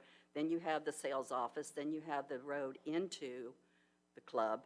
Then you have a fountain. And then you have the road that they're talking about, these people using the new homes that actually comes right out at the railroad crossing where we cross over. So there's going to be an awful lot of tearing up to get a turn lane in there to begin with. So I'm not really quite sure how that will work. The second thing that my traffic concern is Highway 17. Coming out of Buffalo Bluff, we are on a very blind curve. I know for a fact within the last 2 years there have been at least 2 fatalities between the fruit stand on 17 and Mima's restaurant. About a couple years ago, there was a fatality at the end of our street, at the end of Buffalo Bluff and 17. It's just a dangerous curve. It really is. It's totally blind. When I have been going north on Highway 17, turning it left into Buffalo Bluff, I have had to go back into traffic going straight. I have had to blow my horn because as people are coming south and someone is turning right onto Buffalo Bluff, the people behind them tend to run over and get into the turn lane. It's going to be a head-on collision. It already has been on several occasions. So that's a very big concern that hasn't been addressed, and I'd like for you to think about that also. So, and I do appreciate all of the concern that y'all have been showing for the current residents. It really does show a lot of concern. I appreciate it. Mr. Adamczak, when you were running for office, you called our house, and we spoke to you extensively for well over 30 minutes. And it seems like you've kind of changed your mind on mobile homes, but that's okay. Thank you, Miss Sandy. Thank you for coming today. Next, I'd like to call Patty Hutchinson.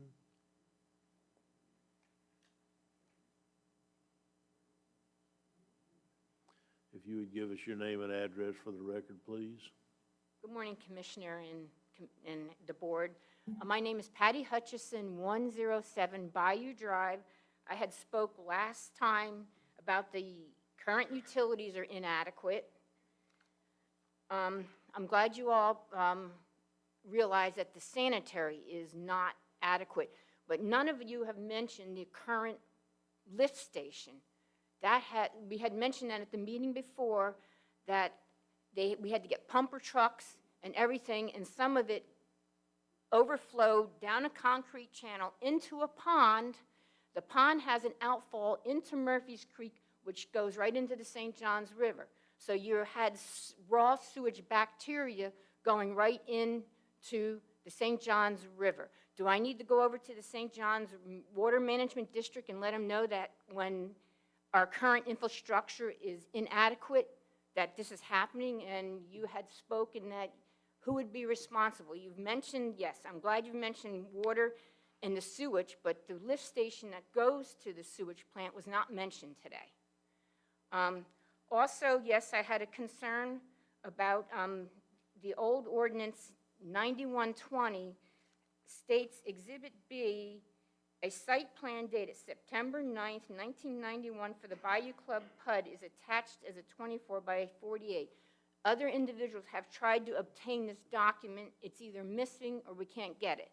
That would state, again, what was mentioned is the current storage, and Mr. Alec showed originally that there was going to be some units across the channel. Everything is now getting crammed into that one side of the units.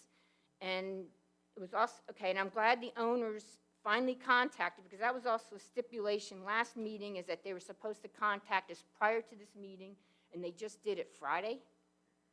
How are we going to have good transparency there? But he also said that he stated that he loved our community and would make it look very nice. Well, he would keep the trees. Well, if you're going to clear cut alongside the Amtrak, because there is 4 foot of elevation, you can't keep trees if you're going to have houses going up against there. So there's going to be no sound barrier or beautiful between the Amtrak and that. And he was saying he'd love to keep trees. Well, live oaks have shallow roots, so your drip line you have to accommodate for that. So there's no way you're going to get all those units in there and save trees. If they try to save a tree, it may die in a couple of years because they have to have a root protected zone. I have worked at an engineering firm and we deal with that right now. But I thank everybody's concern. I know you have a hard job, and all of you should care about what we care about, is the health and safety of our community in Putnam County. Thank you. Thank you, ma'am. I have another one here, and I'm not sure if it's for this case or not. Mrs. Susan Shandley, are you for this case or another one? Okay. All right. Is there anybody else that would like to speak today for or against this particular issue? Okay, well, I'll close the public participation part of this, and Chair then will hear further discussion and entertain a motion. Mr. Chairman, during the break, we had staff came over and grabbed some of my notes. So if it pleases the chairman, would it be okay to kind of summarize what the notes are by staff right now? Yeah, make sure you got them covered. Yeah. All the things we discussed today. Appreciate you trying to read my writing, too. Thank you for requesting that clarification, Commissioner. So we were trying to compile the conditions that we've kind of discussed today. So we would have conditions 1 and 2 as recommended by staff. Condition 3, we would strike or permit application, whichever is available, which would then require the FDEP permit to be in place for the wastewater system. Condition 4, we would strike pretty much entirely and make it to where a right turn lane conforming to Putnam County access standards will be required prior to approval for final plat. That would simply be on the final plat. It would not necessarily mean built. Condition 5 is staying the same as recommended by staff. Condition 6 would be all roads will be repaired subsequent to construction of new units. Condition 7 would be the existing wastewater plant shall be upgraded to account for both existing and new dwelling units. Condition 8, all existing homes shall be connected to the water and the wastewater before any new homes are connected. Condition 9, the water and sewer shall be provided to both new plants on entire subdivision. Okay, on the one that where they can't hook up any additional ones, I think that we need to put in there that no permits will be issued for additional units until the existing units are hooked up. That's how you put the teeth in that one. In other words, we put it in there. I think we can do that, can't we? That we will not issue permits for the new units till they've done what they've agreed to do on the existing units. So for condition 8, you'd rather it be all existing homes shall be connected to water and wastewater before any new homes are permitted? The new system. Correct. connected to the new water and wastewater systems. All the existing one needs to be on the new wastewater system before they get to build any new homes on the new subdivision. I think that's only the right and fair thing to do. Can we ensure the applicant is okay with these conditions? I'm gonna ask him in a minute, but if he's not, then I vote no, so he can take his pick. So, Mr. Chairman. I don't think that's a request that's not fair. I just don't. He's got, they've got to put in this system anyhow. It's not like we're forcing them to put in an additional system. We're asking them to put it in when it's most beneficial to the people that are there. Okay, so condition 8 now reads, all existing homes shall be connected to new water and new wastewater systems before any new homes are connected to the new systems. Okay, would you read 7 again for me, please? Currently, we have it as the existing wastewater plant shall be upgraded to account for both existing and new dwelling units. Yeah, are they proposing, Bob, could you walk back up here just a second? I hate to make you, I just had a quick question for you. Are they proposing that they upgrade the existing plant or that they put in a new plant to replace the existing plant? We are replacing the existing plant. We're not gonna, the existing system cannot be upgraded. It's bad. It's, Okay, so it doesn't need to say that, Zach. It needs to say that the new plant will be in place and operational before, not that the existing system will be operational. Because they're gonna rip out the existing system and put in a new plant, so it needs to be operational before. Mr. Chairman? Yes, sir. We also talked about the Public Works Department having the ability to look over that plant to make sure it's a viable product. Yeah, I think, can we just build that into the DRC order when it goes to, because they're on the Development Review Committee, could you just make sure, JR, that we have that in there before this moves forward, that we actually get to review their plan and what have you to make sure it meets y'all's approval? Yes, sir, it'll be there, and we'll have opportunity to review it in the technical review portion of the construction. Right, okay, thank you. Mr. Chairman, I heard one more that didn't get brought up was the current water retention area needs to be upgraded and maintained. I had written that down, and I thought that was a conversation we had up here. that's gonna be all part of when we develop the rest of the system, it will all be part of that system. But it Yeah, could be it's a all requ- part, yeah, as far as upgrade, there's no upgrade to it, it's just gonna be clean because it'll flow now. Because right now, there's no flow on any of those, on 2 of those inlets, they're a dead end. They don't go anywhere because of the future development.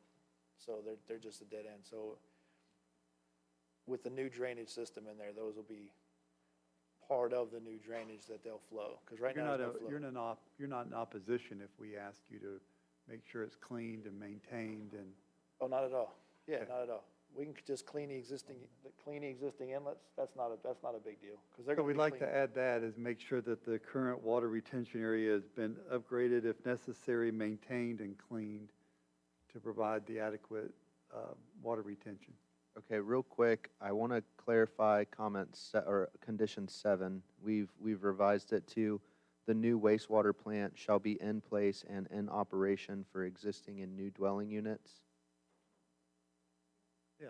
For the existing units need to be online before they can start getting permits for the new units. Right, and we've got that for condition 8. Okay. Does that include the water also? Yeah, water and sewer. Okay. Condition 8 is water and wastewater. Condition 7 is wastewater.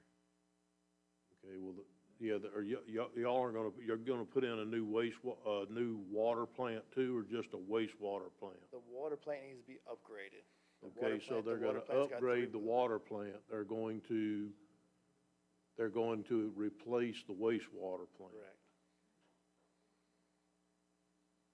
Mr. Chairman, will that take care of that lift station that overflowed? Yes. Okay, thank you. That's because And what was the that's a receiving lift station. that That's pumps into the part of plant. the new system is gonna be replaced. And the condition relating to the drainage improvements? What was that? That was where they're going to redo the pond and the drainage structure. That's gonna be taken care of as part of the, when it goes to DRC, they're gonna do all the technical reviews on this and what have you, and all that's gonna have to be done. So it's not gonna hurt a thing to put it in here to make sure it's done, because they're going to have to do it as part of the review process anyhow, so. And we want that retention areas to be upgraded, cleaned, and maintained before the issuance of new building permits. I think that would be the correct thing to do, wouldn't you, Bob? Right, well, there's 2 ponds out there now. There's an existing system there's 2 ponds that were built in the original development. The one within the existing homes, that's functional, that's there. It's the inlets from the western edge that are connected to the pond that's there now was dug out for the new development. So from that point needs to be maintained, because that's where a lot of erosion's happening. There's no sod, there's nothing on I'm the not side. in disagreement to that, and that's what they'll come up with when it gets to Development Review Committee. They'll decide that, because Commissioner Adams' act hit the nail on the head earlier that the developer needs to bring everything up to standards that's gonna be affected by the new portion of this subdivision, but it's not necessarily up to the developer to go back, a new developer to go back and fix the existing stuff if it's not going to impact the existing stuff. He is gonna impact all the wastewater, water, the existing drainage, the portion of the drainage that drains the new section or whatever. The maintenance on the other stuff is stuff that the homeowners association is, if it's set up to maintain, should be maintaining anyhow. It's not fair to ask the developer to do stuff that he's not gonna affect whatsoever. So there has to be a happy medium here of some kind, but we just need to make sure by what we've done this morning, put all the utilities in, make sure that all the drainage that they're gonna affect is in, make sure they fix any roads they damage, make sure any of that. Then if we get all that done, then I think we have a fair agreement. That's just my opinion. And then Commissioner Harvey, if you could clarify, condition number 9, I copied from your notes. It stated water and sewer shall be provided to both new plants on entire subdivision. Well, I think we accomplished that, so Okay, we've already got that. conditions 7 and 8. Right. Mr. Chairman, Zach, which one addresses the roads? Is that one in there? That's number 2. 2? No, wait a minute. It would be condition 6. 4. Isn't that 4? No, sir, 4 is the turn lane. So I can 4 is run a turn through all lane. of those conditions if you would like. Would you like me to go through all the conditions that we have? Okay. No, just to answer Commissioner Pickens' question, which one addresses the road issue that he was wanting to address? The Condition existing, 6. the new roads in the existing roads, It not the turn lane. It simply states, at this point, all roads will be repaired subsequent to construction of new units.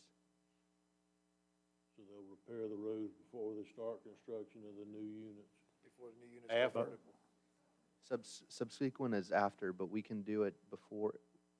Well, that's what I was saying earlier. We need to, thank you for bringing that up, Commissioner Pickens. We do need to build something in to where if they damage the current roads or they don't keep the current roads up to standards that they're gonna be using that affects their development, then they need to go fix those roads or they need to do them.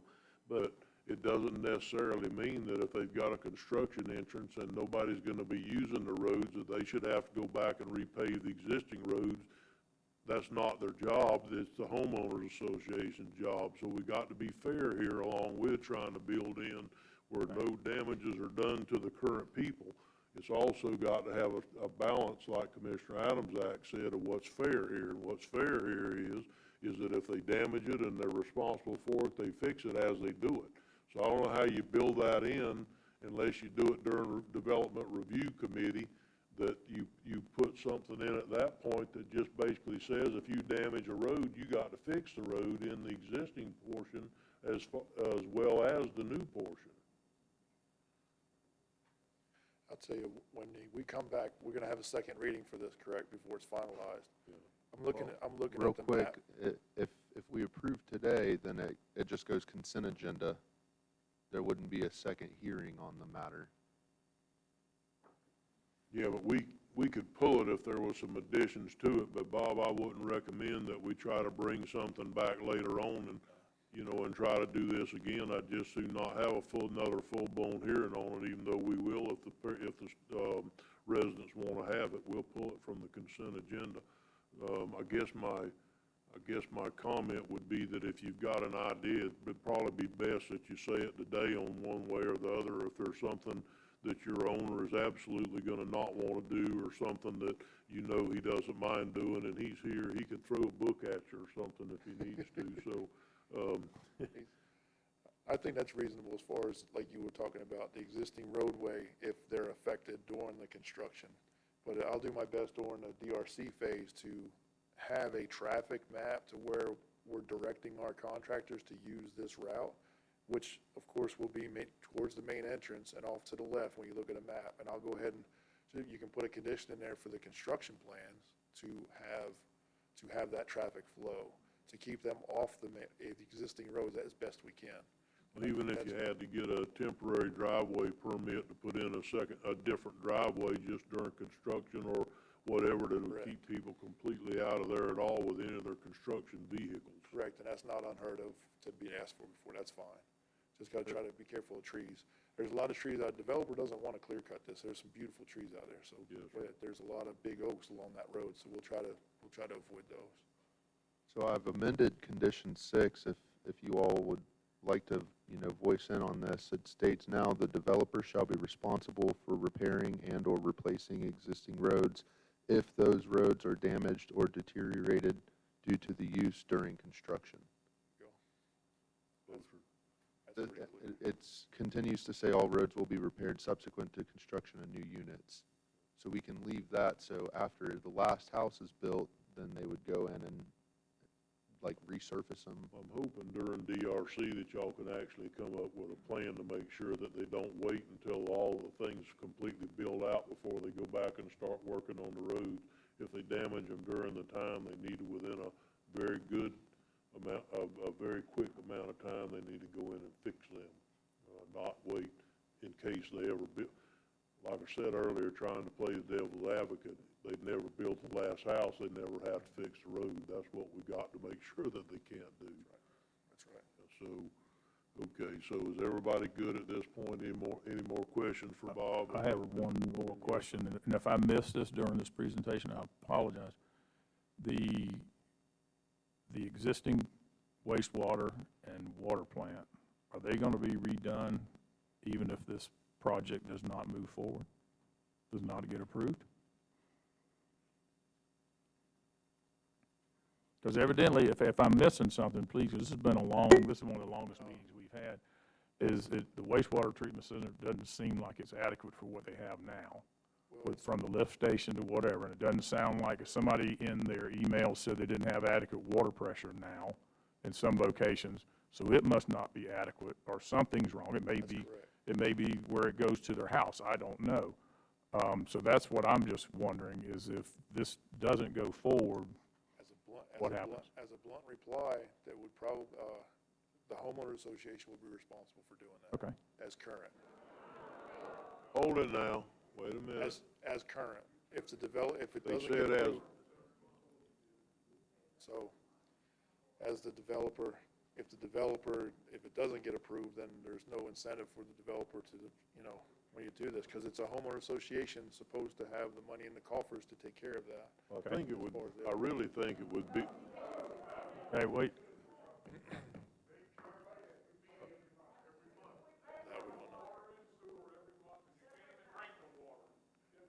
Okay. I'm not gonna have this. I'll listen to every one of you that wants to come up here 3 minutes at a time, but I'm not gonna have you disrupting my meeting. I'll listen to every single one of you. Come up here as long as you want, but I'm not gonna have you doing that.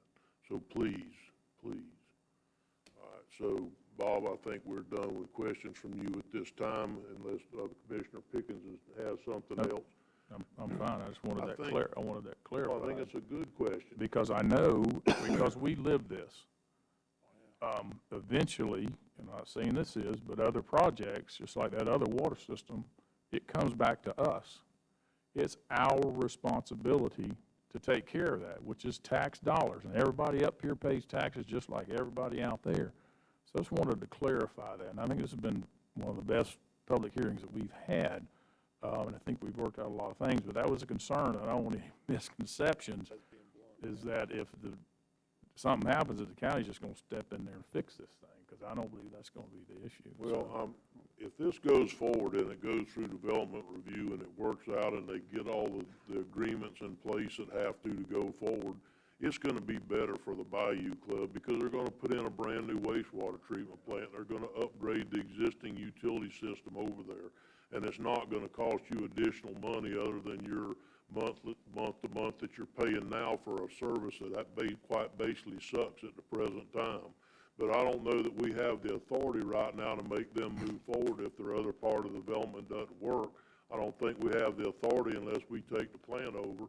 And I'm telling you, that's going to be the absolute last thing that happens up here. We don't want another one, a water or sewer plant that the citizens of Putnam County have to work on.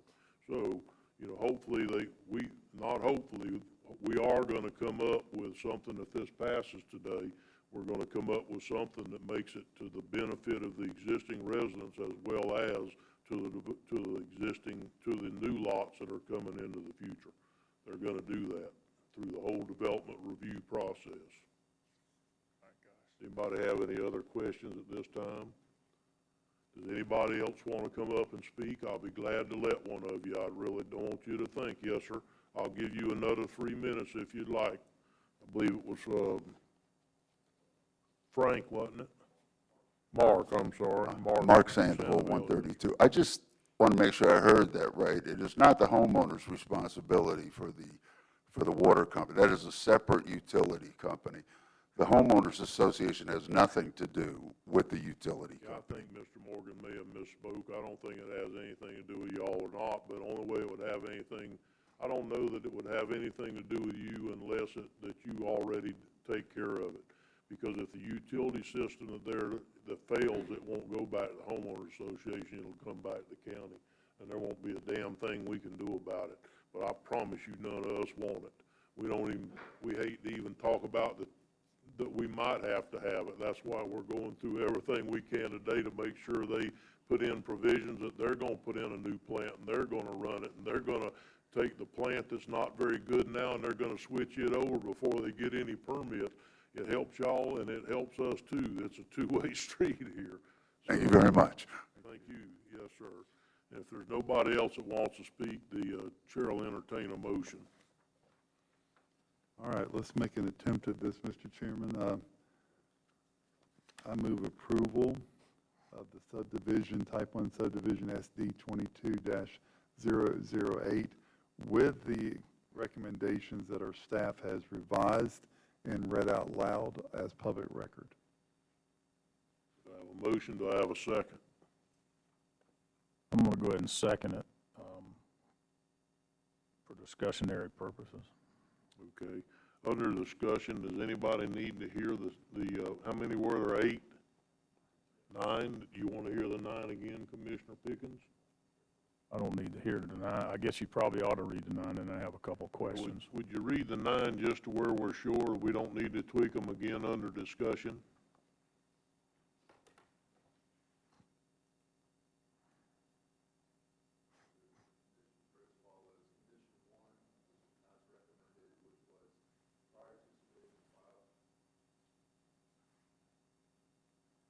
Prior to submitting the final plat, the developer shall amend the development agreement to remove the language regarding the minimum 100-foot by 150-foot parcel within the Bayou Club 2 utility area and with access to County Road 309B, East Buffalo Bluff Road, that was supposed to be conveyed to Putnam County. And Condition 2, also as recommended by staff, the final plat shall include the proposed upgraded wastewater treatment plant with the details as to how existing and proposed developments are to be connected.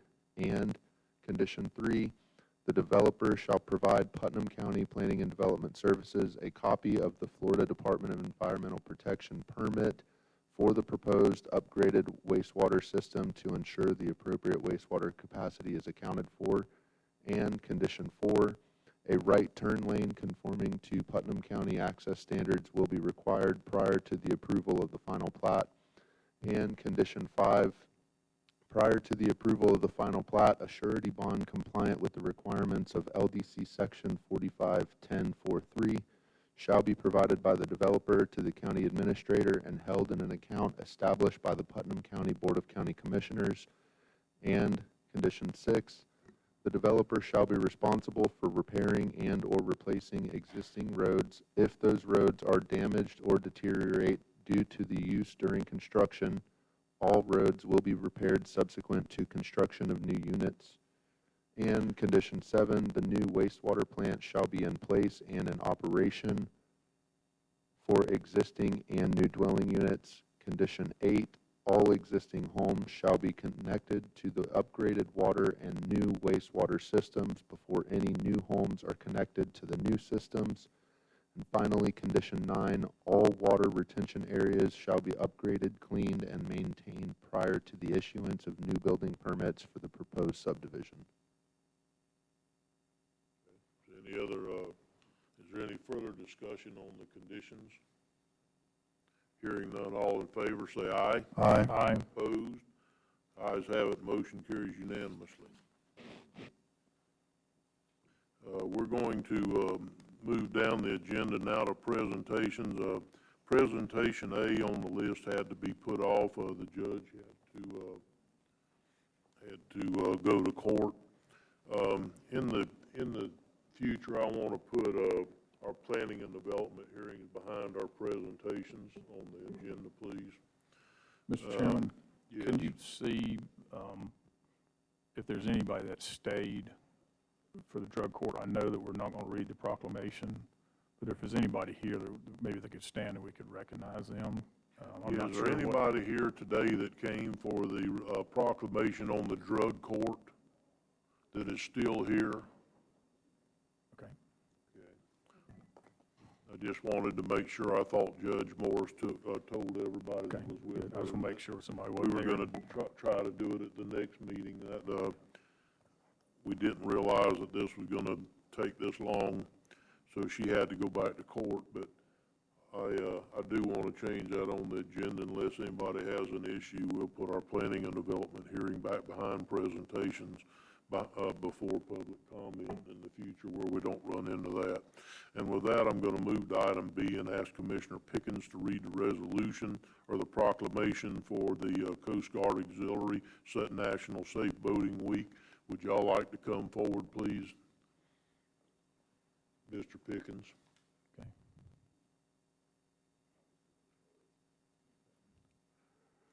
Hi, Kathy Fisk, United States Coast Guard Auxiliary. Okay, thank you for being here, and you look like you needed a sweater over there. I'm so cold, it is unreal. My nose is just frozen. Sorry, Okay. guys. But Thank you for being here. Putnam County Proclamation number 2023-054, National Safe Boating Week. Whereas for over 100 million Americans, boating continues to be a popular recreation activity. From coast to coast and everywhere in between, people are taking to the water and enjoying their time boating, sailing, paddling, and fishing. During National Safe Boating Week, the U.S. Coast Guard and its federal, state, and local boating partners encourage boaters to explore and enjoy America's beautiful waterways responsibly. And whereas safe boating begins with preparation, the Coast Guard estimates that human error accounts for most boating accidents, and the life jackets could prevent nearly 86% of boating fatalities. Through basic boating safety procedures, carrying life-saving emergency, distress, and communication equipment, wearing life jackets, attending safe boating courses, participating in free boating safety checks, and staying sober when navigating, we can help ensure boaters of America, coastal, inland, and offshore waters stay safe through the season. Whereas National Safe Boating Week is observed to bring attention to important life-saving tips for recreational boaters so they can have a safer and more fun experience out on the water throughout the year. Whereas on the average, 650 people die each year in boating-related accidents in the United States, 75% of these fatalities caused by drowning. And whereas the vast majority of these accidents are caused by human error or poor judgment and not by the boat, equipment, or environmental factors. or whereas a significant number of boaters who lose their lives by drowning each year would be alive today if they worn their life jackets. Whereas on the behalf of Terry Turner, Chairman of the Board of County Commissioners, I do support the goals of the Safe Boating Campaign and proclaim that May 20 to 26, 2023 National Safe Boating Week and the start of a year-round effort to promote safe boating. Done, ordered, and adopted this 23rd day of May, 2023. Mr. Chairman, I make the motion that we adopt this proclamation. Second. We have a motion and a second. Is there any further discussion? Hearing none, all in favor say aye. Aye. Opposed, ayes have it, motion carries unanimously.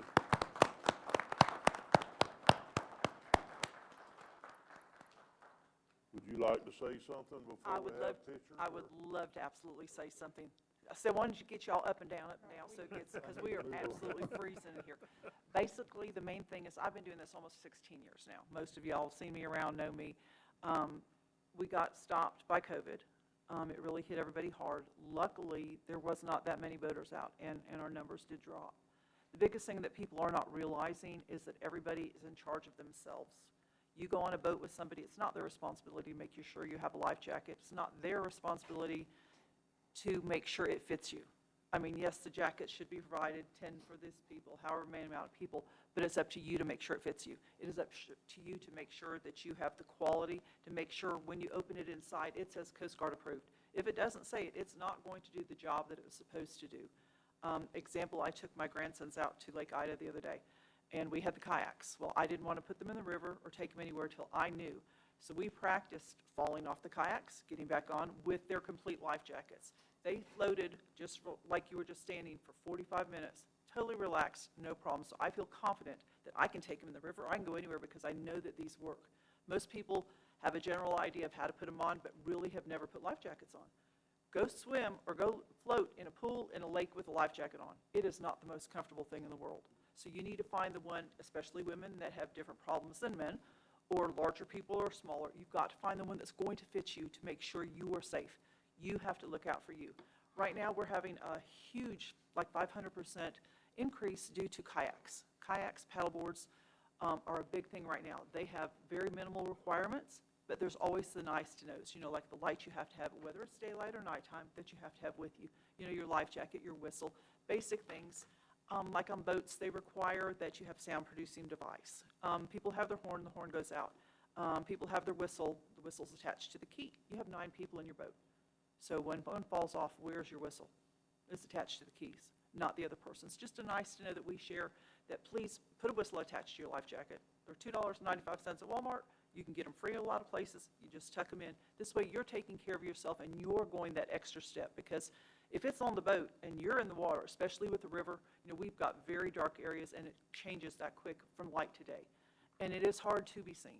There's just nice to know little things that you have to do, but the biggest thing that people are not looking out for is you're in charge of you. You have to make sure you're safe and you have to be comfortable. We have too much water out here that is beautiful and awesome, and everybody is sharing and wanting, but you still have to look out for number one. So I thank y'all, because y'all been doing this for lots of years for me, and I really do appreciate that you still support me. Hopefully within the next coming year that we're getting back out to the swing of things now that we can get out in the public. So thank you once again. Thank Yes, you. I can't wait for the picture. Would you like a picture? I would love a picture. Gotta have my picture. We get to move around.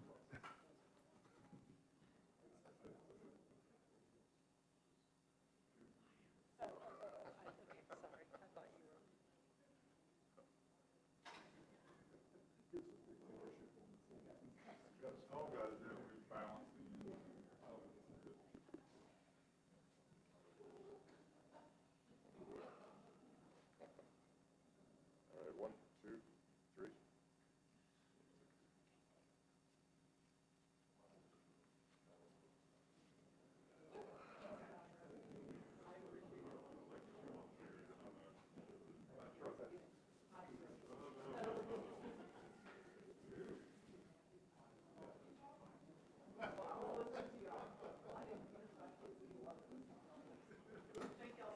Thank you, Kathy.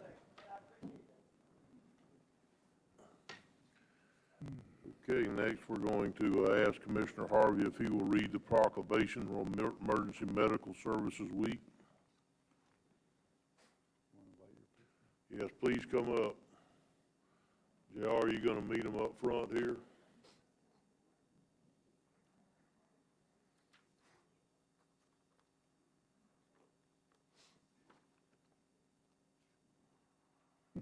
Glad we didn't have a fire. We've held you up all morning. Mr. Chairman, Putnam County Proclamation Number 2023-55, Emergency Medical Services Week. Whereas emergency medical professionals and volunteers provide medical care to victims of sudden, life-threatening injuries and illness, often under stressful conditions and in high-risk situations, to save lives. And whereas Florida residents and visitors benefit daily from the knowledge, skill, and judgment of paramedics, emergency medical technicians, firefighters, educators, administrators, emergency physicians, emergency nurses, and others who encompass the emergency medical service system. And whereas emergency medical personnel must rapidly assess, manage, and effectively provide care in unpredictable situations requiring life and death judgments. And whereas Florida's EMS teams unselfishly serve on the front line of healthcare when responding to man-made and natural disasters at the local, state, and national levels. Whereas it is critical the general public be made aware of, understand, support, and effectively use its local emergency medical services system.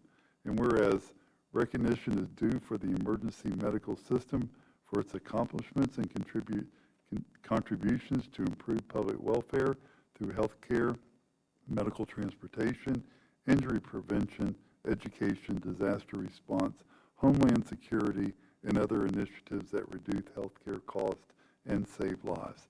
Now, therefore, be it proclaimed by the Putnam County Board of County Commissioners that the week of May 21st through 27th, 2023 is declared Emergency Medical Services Week in Putnam County, and that all citizens are encouraged to take part in recognizing the hard work and dedicated services provided by all personnel providing emergency medical services done, ordered, and adopted this 23rd day of May 2023. Mr. Chairman, I move this proclamation forward. We have a motion and a second. Is there any further discussion? Seeing none, all in favor say aye. Aye. Opposed? Ayes have it. Motion carries unanimously.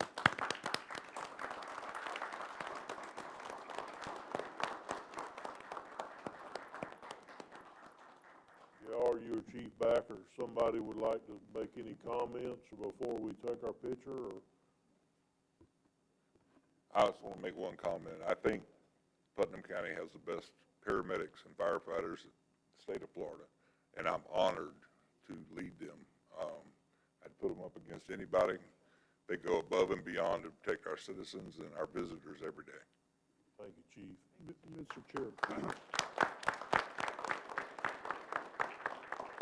Mr. Chairman, before we do it, may I make a comment, sir? Sure. I'd just like to say, you know, this is absolutely one of those times you want to recognize those folks who do a great job, and this is for me and my family, for what you guys provided us most recently with the dignity and care for our mother-in-law. Thank you from the bottom of my heart and my family's heart. You guys are outstanding. Thank you so much for what you do.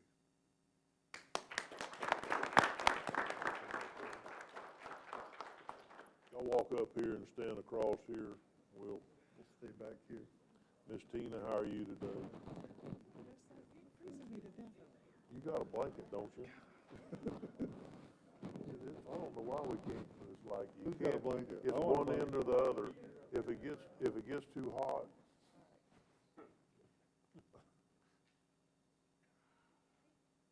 Good. All these people Cheap have back, seats, yeah. and now the air is just moving Well, freely. We got lots of fresh air down here. Julianne, thank you, brother. Good to see you. How you doing, brother? For some reason, we can't get in the middle here. I guess thermostats don't work in this building. So you can't, it's either burning up or freezing to death, and you don't get anywhere in between. So if I have my druthers, I'd rather it be too cold.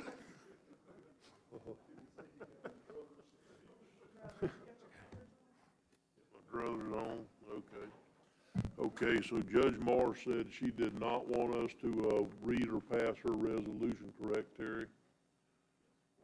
So Judge Moore said that she did not, she wanted to put her resolution off till her proclamation on drug court off till a later date. That is correct. We'll work out a reschedule for Judge Morris. Okay. Well, hopefully it's not National Drug Court Month and we make next month National, or, County Drug Court Month. Okay, Miss Sarah, would you please come forward? She's gonna do an employee recognition for us this morning. Well, she must already know that she's gonna win. You're bringing her up here, will you? So you didn't keep it a secret. No, we always tell them who's coming up. So our Employee of the Month for April 2023 is Denise Adams. She works in sanitation. And Jay has a knack for hiring people that just have an outstanding attitude. And Denise is not an exception. She goes the extra mile to help everyone in the department. She is the lead person for procurement and budgeting for the department, and she's always looking for ways to trim the bottom line and working with vendors to ensure that our invoicing is correct and billed correctly. She's got excellent communication skills. She helps out with training on other new employees. And again, she's just a great example of a positive attitude and someone who's willing to go above and beyond for the people in her department. So congratulations, Denise.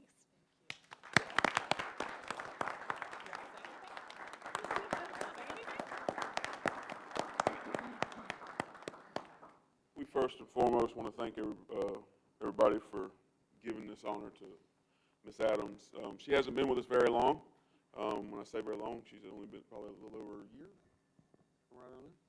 But she's interjected herself and became a vital part to our department and the things that we do.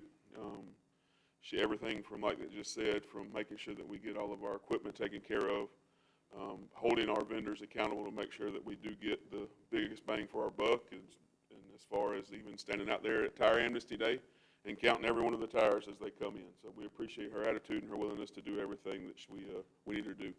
Thank you for this. Thank you.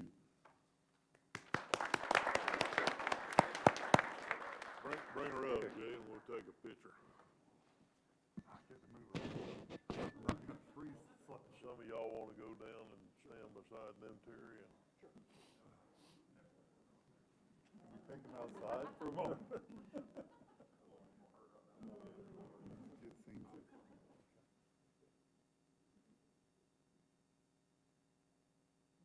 Congratulations. Thank you. Congratulations. How many tires did you count?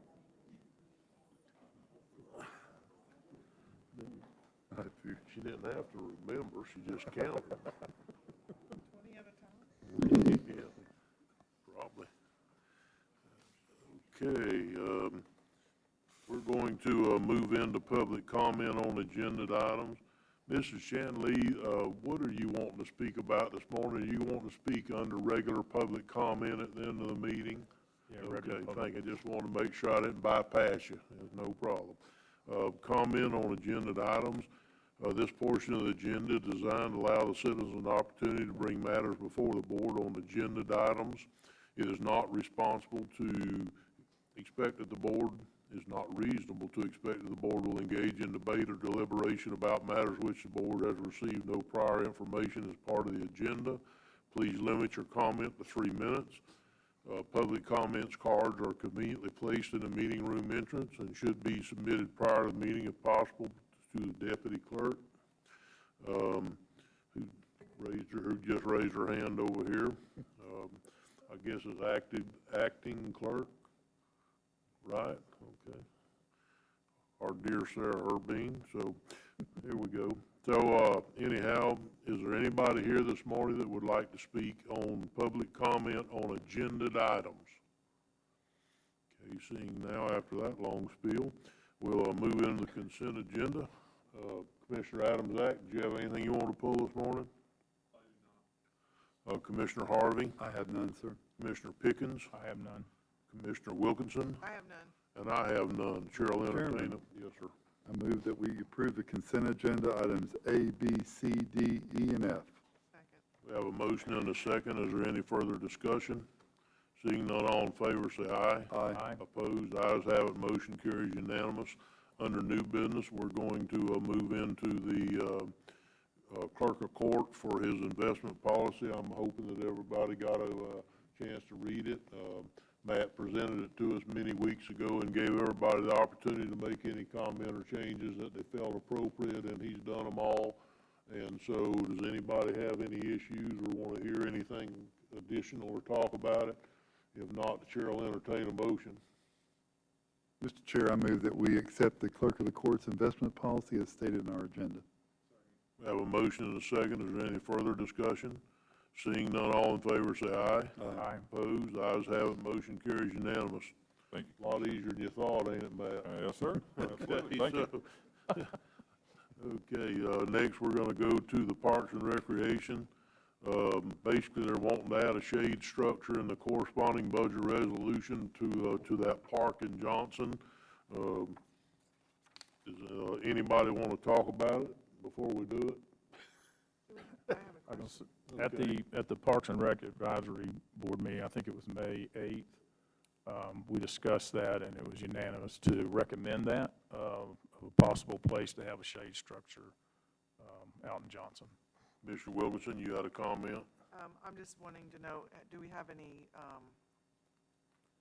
funds being brought in, or this is all out of our, No, this is funded by the county's general fund. 100%? Yes, ma'am. Commissioner Adams, Zach? Yeah, I'm the one that asked for this to be put on to the Parks Committee, and I appreciate their work that they did in approving it, and look forward to hearing what we do with it here. Chair will entertain a motion. Mr. Chairman, I move that we adopt item B and pass it. Second. As with the budget resolution? Yes, sir. Budget resolution. Okay. Is there any further discussion? Seeing none, all in favor say aye. Aye. Opposed, ayes have it, motion carries unanimously. Hopefully, everybody got a chance to look at the resurfacing list. I think there's gonna be a minor change, and the only change is gonna be that JT came in and decided that, in order to save money for the county, that we need to do certain roads at certain times and where there's not double mobilizations in any parts. Does anybody, he hasn't changed the items on the list, just the way that they're going to be done to the most advantageous way for scheduling, correct, JT? That is correct. Okay, so unless it's, like I said, nothing's changed as far as what's gonna be done, it's only how it's gonna be done at a savings or at a potential savings. So does anybody have anything else they wanna add? It's basically the same list we've seen multiple times. Mr. Chairman, I would like to say I met with JT last week, and that was something that he wanted to do, and it just really struck my fancy that we got somebody looking at keeping their eye on the ball, saving the county money as we move forward, because that's what we want to do. So, Mr. Chairman, I move that we adopt and approve the resurfacing fiscal year 23 list as presented to us today. Have a motion, do we have a second? We have a motion and a second. Is there any further discussion? Yeah, there is. Okay. I haven't had time, I talked to JR a little bit in the parking lot this morning, and JT, welcome aboard. I called you last Friday, and appreciate what you're going to do for us. But JR, I just want to make sure that was discussing this morning that 2.4 miles on Union Avenue. Yeah. Is that on your list, Mr. Stout? Yes, Because we County got- Road 308 to US 17 and US 17 to end of pavement, which gives District 1 2.6 miles. Okay. I was surprised it wasn't all in District 1. Well, I'm not done yet. We're not done yet. Oh, with you're this. done. We're not done with this conversation yet. I think we're done now. I just want to clarify what District 1 is going to get. Okay. Now, is Palomino still on there? That, so I made a few minor adjustments to try and negate some mobilization fees, and I'm hoping in June to bring you the fiscal year 24 resurfacing list so that we can hopefully put them out to bid relatively in the same time frame, so that maybe we can do fiscal year 23 and move right into 24 on the resurfacing. And so Palomino will be on the fiscal year 24. We will definitely be in touch on District 1. Okay. Yeah. All right, thank you. I'm good. Okay. Is there any further discussion? Hearing none, all, did you say you did? Yeah, I do. Okay. So looking at these two lists, page 324 and 325, there's some differences. Could you help me understand the differences? So on District 2, my proposals has South Palm Avenue from end of pavement to State Road 20 for 1.6, East Towel Road for US 17 to Old Jacksonville Highway for 0.2, Bethune Street to Phillips Dairy Road, Bethune Street from Phillips Dairy Road to Carver Street for 0.15 of a mile, and Carver Street from Bethune Street to Orange Avenue for 0.2 of a mile, and it puts all of them relatively close. And then on fiscal year 24, the rest of District 2 that was proposed will be resurfaced. Okay, and then on the, this page that says 325, that was a preliminary list. The Barton Ranchette Road, that's already been done, that's that chip seal, right? Yeah, we were taking that one off, and on 325 Barton Road from Johns Road to East Bannerville was mistakenly listed as District 4, and that'll be changed to clearly to be District 2. Okay, thank you. Yes, ma'am. Is there any more questions or comments? Hearing none, all in favor say aye. Aye. Opposed, ayes have it, motion carries unanimously. On the item D, which is the roadway striping, so basically what happened was we didn't get around to doing a 22 striping. And so instead of carrying the 60,000 forward, what we did was we never did the striping. So we do have some striping that needs to be done, and this, we're going to use the 60,000 that we should have used from last year. Is that correct? I mean, the budget resolution is actually coming out of Public Works money, correct? Not exactly. Yes, not exactly. We did 22. It didn't get carried forward into 23. Right. So 22 did not get missed. It just simply didn't get carried forward into the budget. So what happens in that scenario is it goes into the reserves for transportation. This budget amendment is essentially truing up the 22 numbers to allow us to leave the 23 numbers in place as they should have been for the budget. But we're going to do $60,000 worth of striping in the deal. In this year, yes, sir. This will allow us to complete this year's project. Last year's project didn't get completed during the year, but with the PO carried forward, however, they didn't report it. We weren't sure it was going to carry forward, so. Basically, we fixing to stripe $60,000 worth of roads, and it ain't new money. That's right. Okay. Yes. So, Chair will entertain a motion. Mr. Chairman, I move that we approve the striping list fiscal year 23 and the budget resolution to support that $60,000 program. We have a motion and a second. Is there any further discussion? Hearing none, all in favor say aye. Aye. Opposed, ayes have it, motion carries. Okay, we're going to move down into appointments. Commissioner Adams Act. Commissioner Harvey. I have none. Commissioner Pickens. I have none. Commissioner Wilkinson. I have none. And I have none today. So we're going to move into public comments on miscellaneous items. This portion of the agenda is designed to allow the citizens an opportunity to bring matters to the attention of the board. It is not reasonable to expect that the board will engage in debate or deliberation about matters on which the board has received no prior information as part of the agenda. Please limit to 3 minutes. Public comment cards are conveniently placed in the meeting room and should be submitted prior to Deputy Clerk, Ms. Sarah Herbring over here on my left, your right, who sits to the right of the podium. And we're going to start with Mrs. Chan Lee.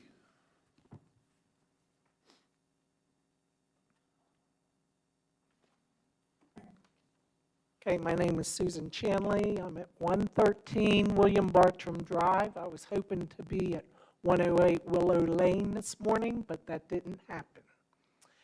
I went for my final inspection on my property, and it seems as the road committee, planning and development, wants me to put a culvert in. I am in Georgetown Cove, of which the roads are maintained by our community.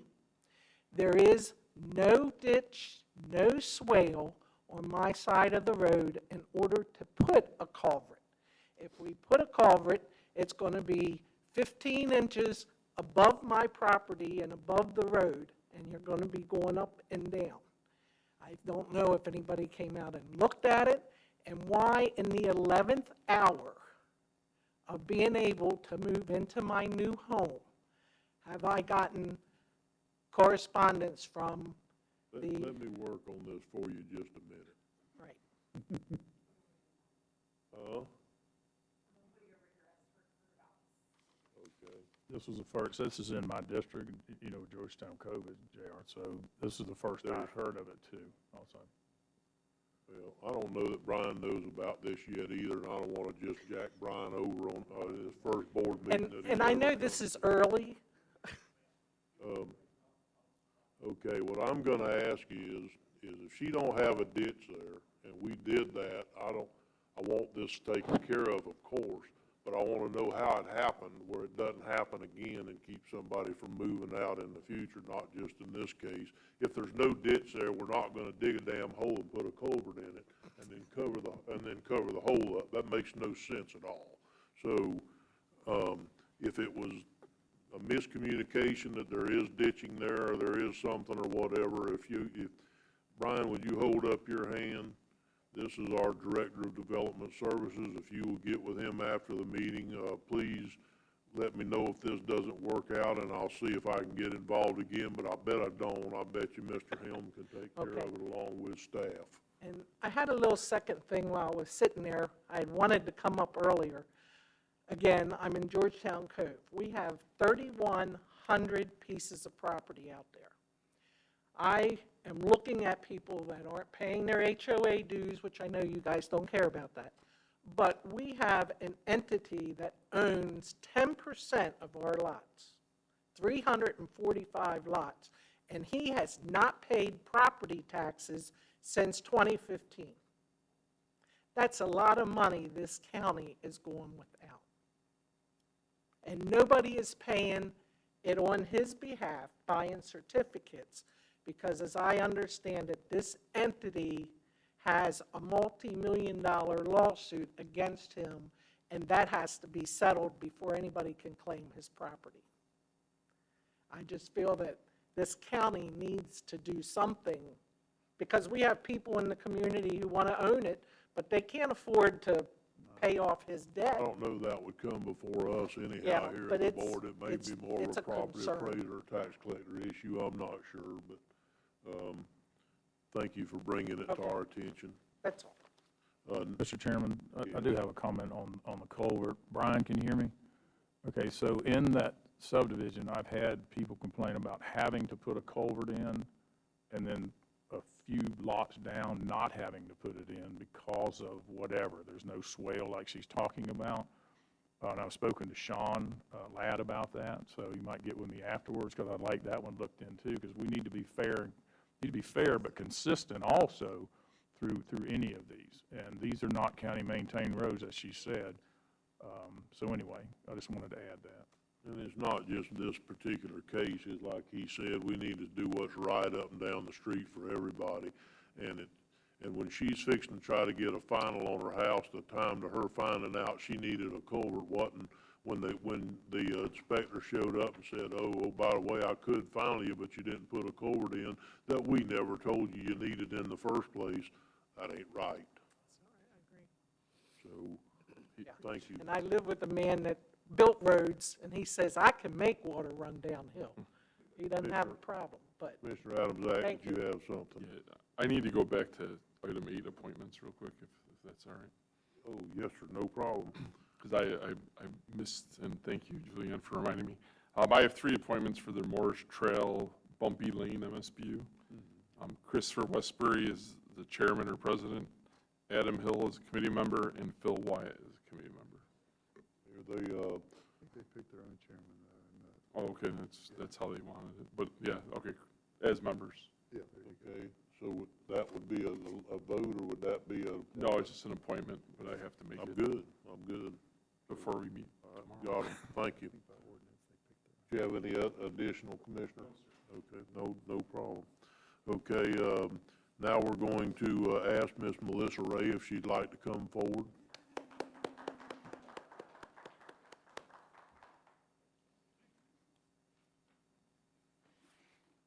Morning. Morning, lady and Can gentlemen. you give us your name and address for the record, Melissa? Yes, sir. I am Melissa Ray, 108 Barber Lane, Palatka, Florida. I am also the administrator of our new Recovery High School that we have here in Putnam County. More than the Recovery High School, it is a school that is holistic, and we focus on meeting the child where they are and providing holistic care to surround all of their issues, struggles, and provide an education at the same time. It's no secret that COVID has had a huge impact on our students and on our children.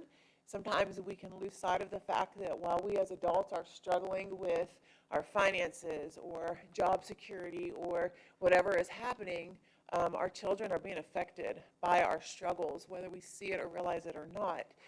And they also have been affected by their own struggles when it comes to COVID and shutting down schools. And we know at this point, we have right here in Palatka, 1,600 students attending one school, Palatka Junior Senior High School.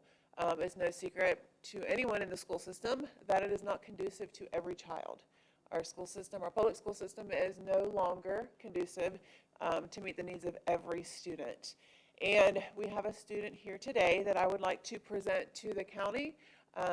He is our very first graduate. He is receiving a high school diploma, not a GED, and he is also the first grandchild on his father's side to graduate from high school. And so if everyone that is in support of the Hope Center would please stand up. And I apologize, many.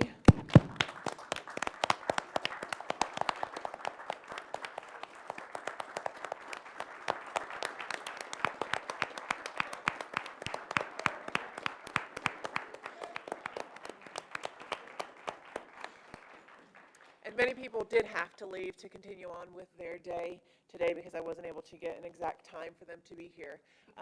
So you're looking at a student who, this is his third school this year, and attempting to receive his diploma. And you see the support that he has. We have students that come to us with absolutely no support. And so this program is going to be so beneficial to this community once we get established and funded the way that we need to. But the whole point of today is to acknowledge Damaris Lewis. And will his family that helped him please come up with him?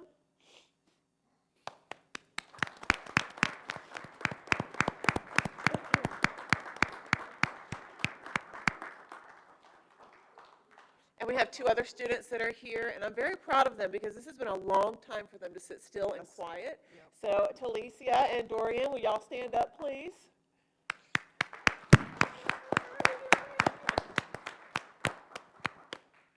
And then I need Miss Cheryl also to come up here.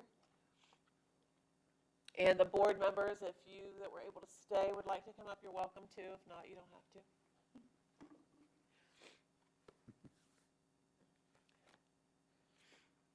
So are we able to come up here so those that are out there can take the pictures? Absolutely. We'll stand up behind you if you don't mind.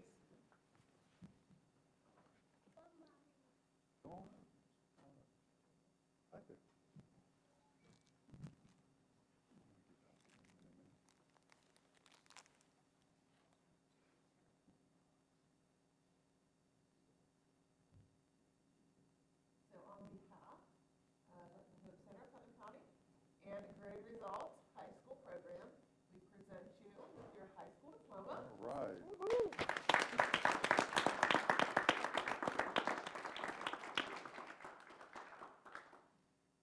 And as I mentioned, it's not just the academic component. We work on many other things at the school as well. So we're also presenting him with his certificate of completion at the Hope Center.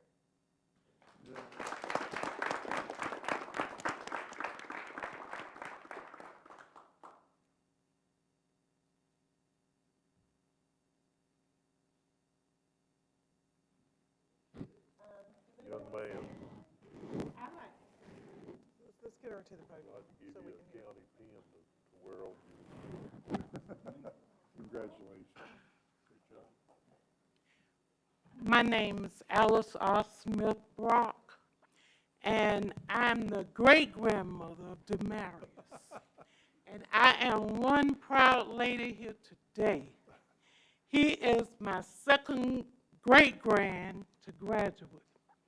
And I graduated in 1970, 53 years ago. And I just feel so proud and honored today. And the Hope Center, I can't say enough about it. And I don't live here, excuse me, I don't live here. I live in Bunnell, Florida. But I must say, I am proud. Yes, ma'am.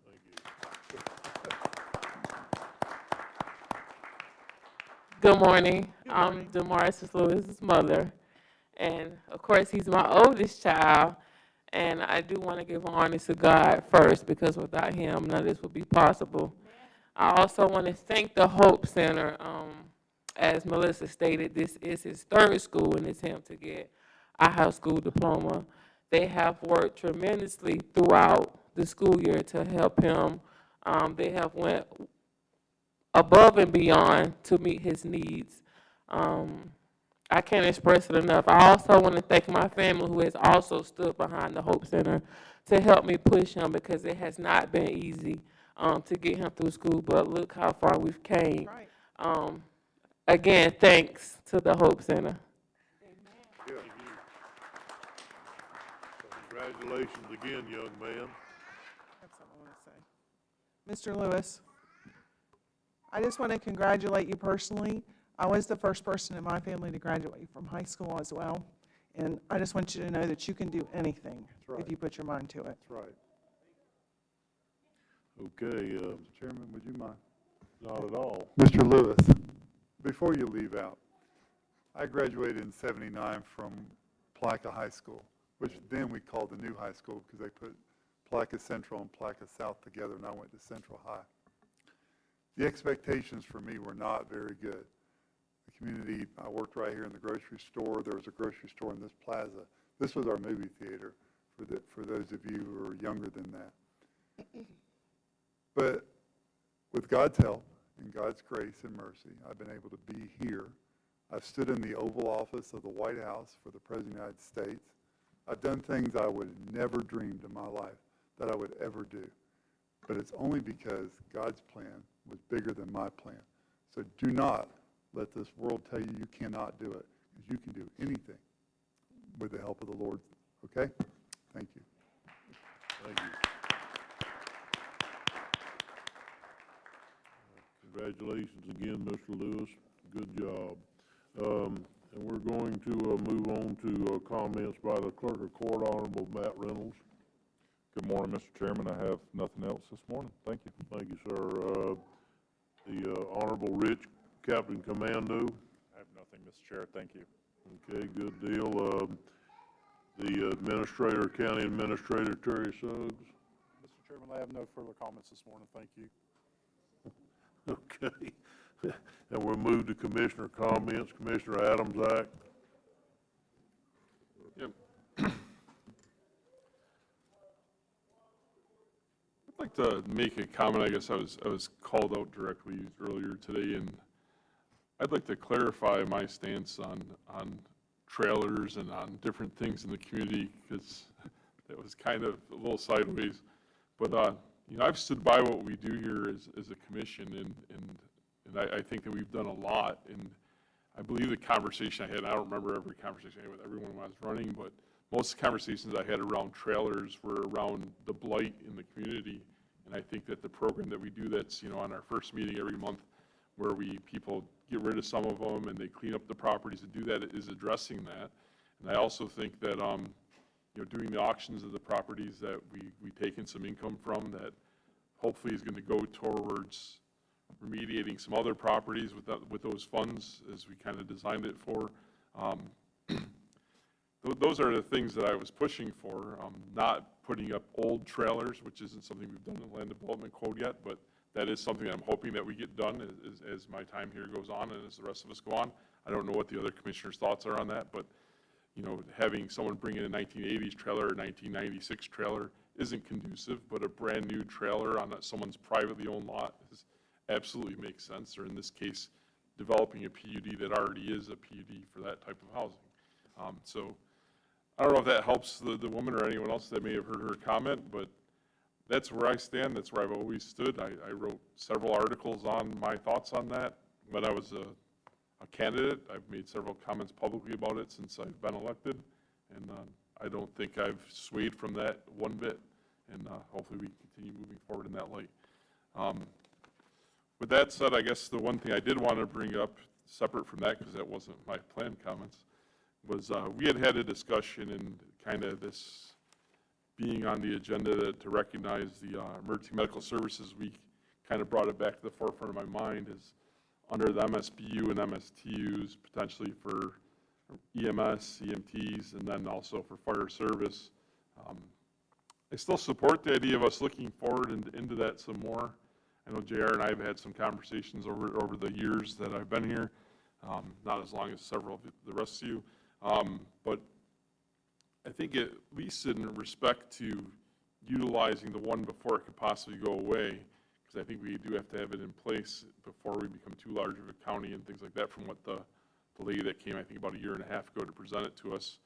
I think we should look into in this planning stages and having the MSTU, I think, is the one, the taxing unit, that once you get to a certain size, if you haven't implemented it, it's no longer available.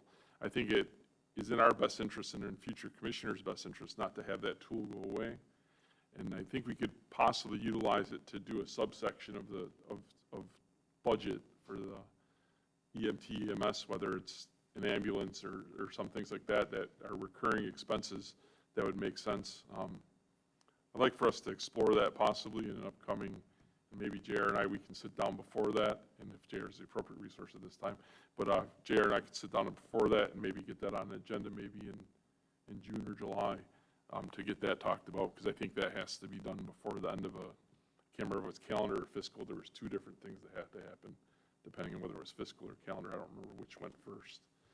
So that's just something that came to my mind when I saw that on the agenda this week, and I'd like to start having a little bit of that conversation, at least utilizing the tool, getting it something that's in place for us in future commissions, even if we use it on a smaller scale than what we proposed when we had the assessment done on a grand county-wide scale. But that allows the tool to be there for us and for future commissions, as well as the opportunity to fund some things from an alternative funding source as needed. So that's about what I have. Thank you. Thank you, Commissioner. Commissioner Pickens. Okay, you're going out of order. I am. I'm going to shake things up today, keep y'all off guard. Thank you, Chairman Turner. And I want to start by recognizing two members of our community, two educators who passed away in the month of May. The first one is Joe Hall. Joe Hall lived 92 years, a full life, a life well lived. Mr. Hall was an educator, a coach, an administrator. He was my principal.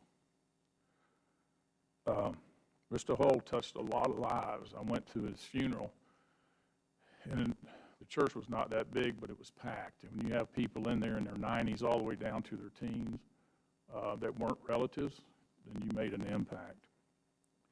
He made an impact to South Putnam in 1983 when he hired a young college student, actually for the second time, named Holly Henderson. Little did he know that she would have a 34-year career, coach volleyball for 34 years, basketball for probably 20 of that, become the winningest female coach in Putnam County history, if I'm correct. But if you mention that to Holly, she says, I also have the records for the most losses. Joe Hall touched my life. He was my principal. We were Rotarians together, and I considered him a friend. The second one was a life that was lost too soon. Sean Delaney, head football coach of Crescent City Junior Senior High School. Sean and his brother Travis grew up in Crescent City. Their family had a family business. After high school, Sean left and went to college. He moved back and worked a while and then went to South Carolina, where he was in the business sector, but also stayed in coaching. His brother Travis and Aaron are both teachers in Putnam County and at the high school and made a great impact. Sean, I truly believe, had a calling to come back to Crescent City, finish his degree, start teaching, and he became the head football coach. I also attended his funeral. We have a very large facility at our church. It's the old YMCA. There was roughly 500 people there to honor Sean. Friends, relatives, former classmates, students. He made a great impact. So with that saying, I want to congratulate all the graduates of all the high schools in Putnam County for what their accomplishments are. We have 2 educators sitting in the back that are now with the county. I look forward to working for them. But how we impact our students, you just can't do enough for them. So at the Crescent City Junior Senior High School graduation, it'll be heavy hearts for what we lost, but also for what we had, from Mr. Hull to Sean Delaney. And I just want to recognize those 2 individuals for what they did for Putnam County. Since we're on education, I just want to commend and recognize Holly and I have attended the Palaca High School musical theater department's plays for the last number of years, and we went to the Titanic a few weeks ago. And if you've never been to one of those plays, I just want to commend all the students, the staff. Mr. Jim Pagnato, I believe is his name. They do a tremendous job. The outfits or costumes that they wore during this were actually used on Broadway. This is a very professional group, and it's just outstanding what they do. I'm almost done. You're good, brother. I'll tell you like I told the Bayou Club, take as much time as you want, and I'll listen to you all day.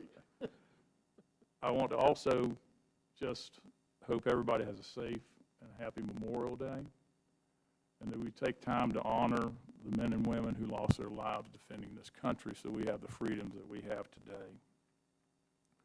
And last but not least, I would be remiss if I didn't recognize the St. Johns River State baseball team for their accomplishments.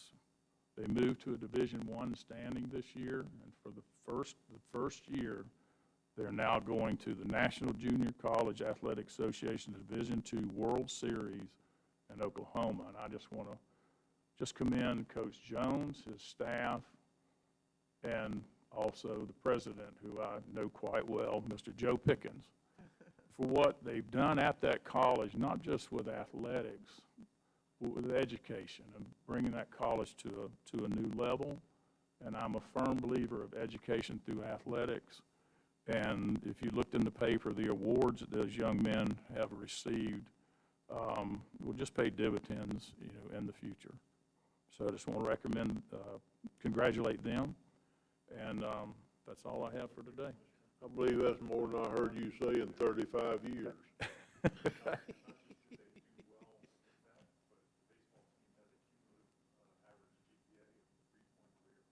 Wow, good deal. Commissioner Wilkinson. I can't follow that. But I do have a couple things. Commissioner Harvey. I said I got a couple things. She could do it. I also wanted to congratulate everyone who is graduating this year.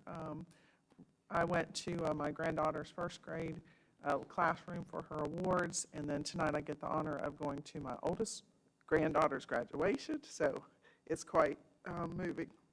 Anyway, also just wanted to remind everybody the Blue Crab Festival is coming up this weekend from the 26th to the 28th. Next weekend. That's next weekend, isn't it?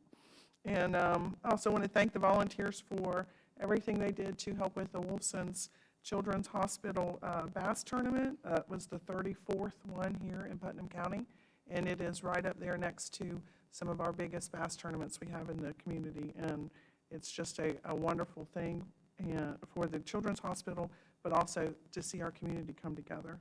And then lastly, I want to say thank you to the Putnam County Landfill and for our BOCC for hosting the Amnesty Tire Days, trying to pick up trash in the community, and that is a big deal for us. So thank you for that.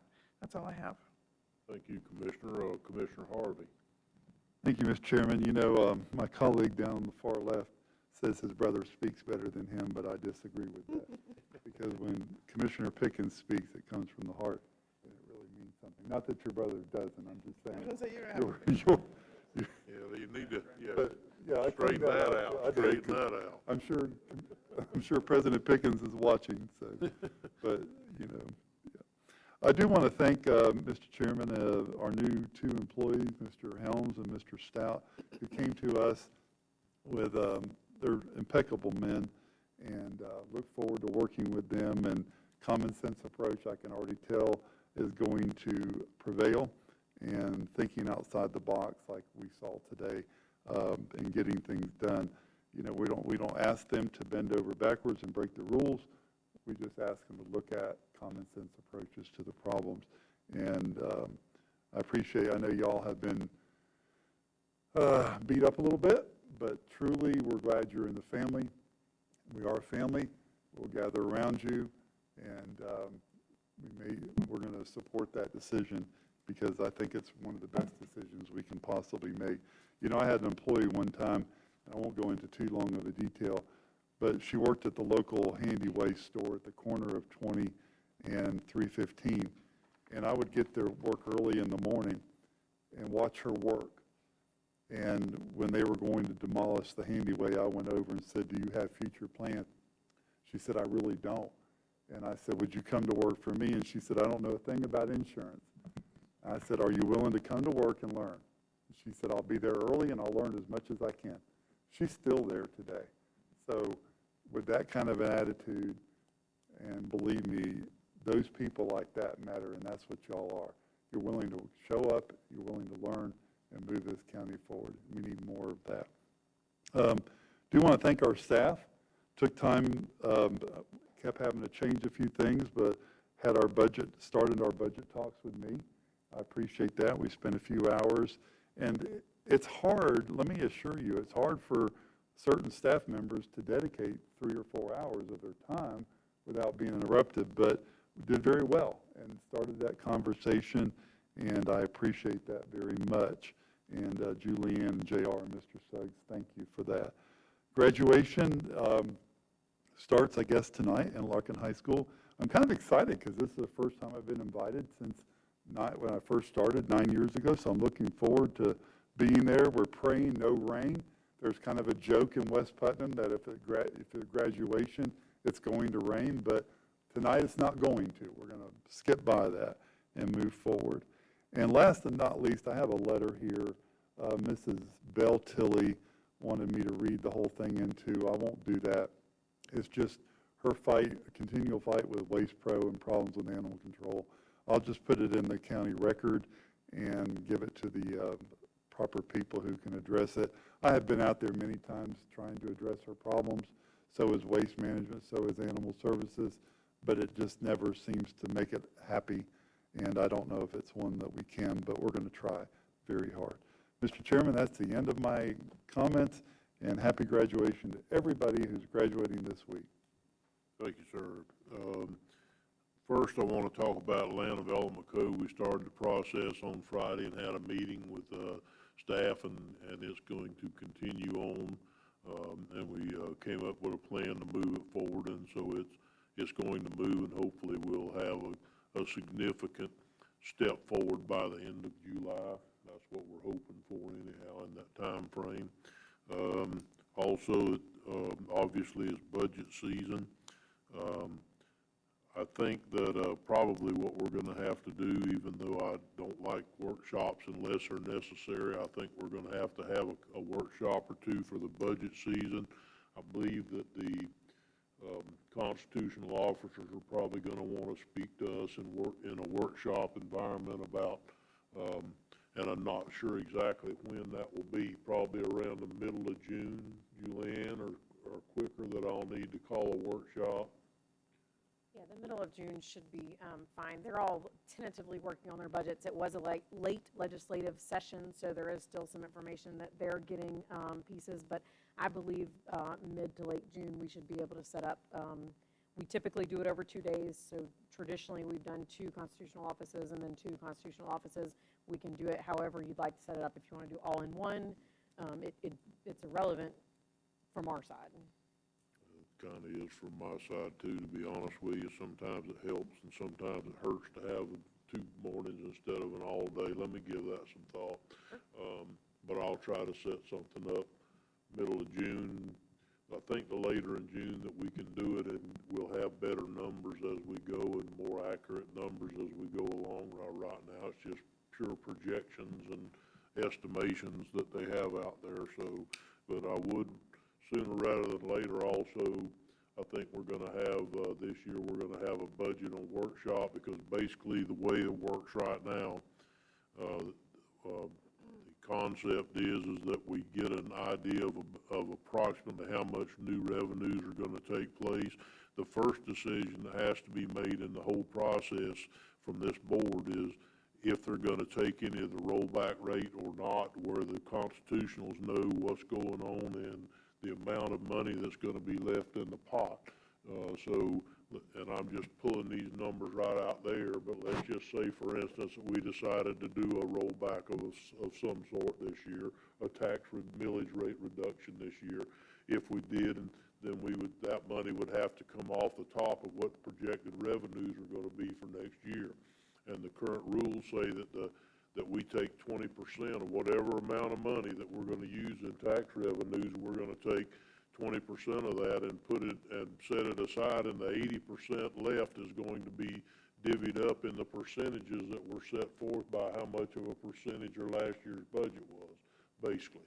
And so the rest of it would be percentages. So we just have to decide out of the additional 20%, is there what's to be done with that, or if or not we're going to take any off the top and use it for a rollback rate. And I think that almost has to be the first discussion and the first decision in the whole process, because nobody can budget anything if they don't at least have a ballpark idea of what kind of revenues they're going to have to budget with. So that's probably going to be our first meeting, and it probably should even be before the constitutionals meeting, because they don't know what's going on until we make the first decision. Are we going to try to take a millage rollback this year or not? That's the first one that I want to set up. As soon as you get the best numbers, or along the line when you feel like it's to the advantage we do that, we'll call a meeting. That one there I may actually do. I don't think it's going to be an all-day affair to make the decision, do we take a rollback or not? And so we may do that one maybe on the second Tuesday in June as new business on the board meeting. We'll try to have that discussion as far as are we going to take a rollback or not? And as part of the new business discussion, and then we'll set up a workshop for probably the following week with the constitutionals to let them make their budget proposals, and that'll give them about a week in there after they find out how much they would get through the formula, they would find out how much to present for their budget the following week. Does that sound like a plan, or do you need to do that to me? Let me just recap your timeline here. The property appraiser's office is required to deliver, and they've been giving us estimates, but they give us the preliminary numbers June 1st. So that proposal would be June 13th would be the meeting following those numbers, and then that following week would be the 19th through the 23rd, where you're talking about the Constitution. So I need to step it up. Go ahead, Matt. I'll just add that state statute states that constitutionals have to turn in our budget request to you by June 1st. So that's 8 days. So mine is I've already got mine pretty much prepared, but I mean, my letter that I'm giving to you pretty much just says I'm waiting to see whatever our percentage breakdown is. So we need to do it now, is what you're saying, Well, as far as making the decision. Requirement, and everybody, all the constitutionals are aware, and they're kind of working on some preliminaries, but they also are all aware that we have to figure out what we're doing with millage. So that first round of budget is just like all of our department heads have submitted a first round, but we don't know what the numbers are at this time. So my only communication to you is it possible for us to get it done? Yes, but the closer you crunch the time frame, the harder it is for everyone to react to any adjustment that's going to be. Well, I'm not trying to put you in a crack or make you hurry even. I'm just no more than usual. I'm just trying to make this work out. So what you're saying is, in layman terms. So maybe June 6th would be the first Tuesday of the month, and I don't, if you're trying to stick on Tuesdays. That would be for the decision on, so Yes, we'd sir. need to do a workshop on June the 6th. Is everybody gonna be in town with that being? I will not. Yeah, see, that's the problem is I got you. when you get these 3 week in between commission meetings like we have right now, a lot of commissioners actually go and make plans during that time, especially this time of year. That's what he suggested. Well, they need us to do it quicker than that, is what she was just saying. I'm not saying you have to do it quicker than that. I just want you to be aware of the timelines and the reaction of what we're going to be asking our constitutionals to make.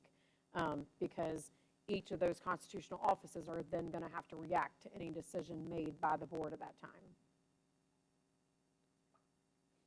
Sure.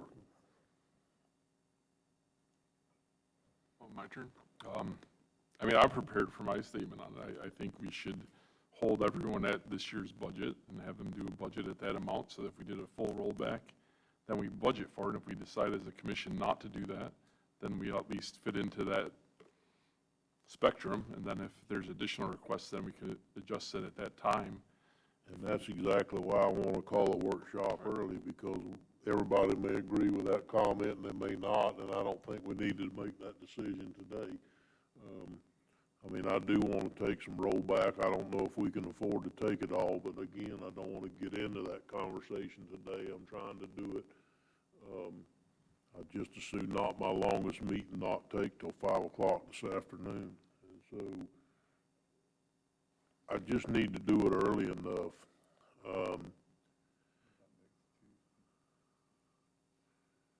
I can't do it next Tuesday. I could do it I'm okay with June 13th. I mean, truly, on my side, we can meet all the milestones. But see, isn't it pretty hard, difficult at that point by June 13th? They can send in their budget request, but we don't actually have to let them present our budget to us before June 1st, do we, Matt? No. It's just you have to present your budget.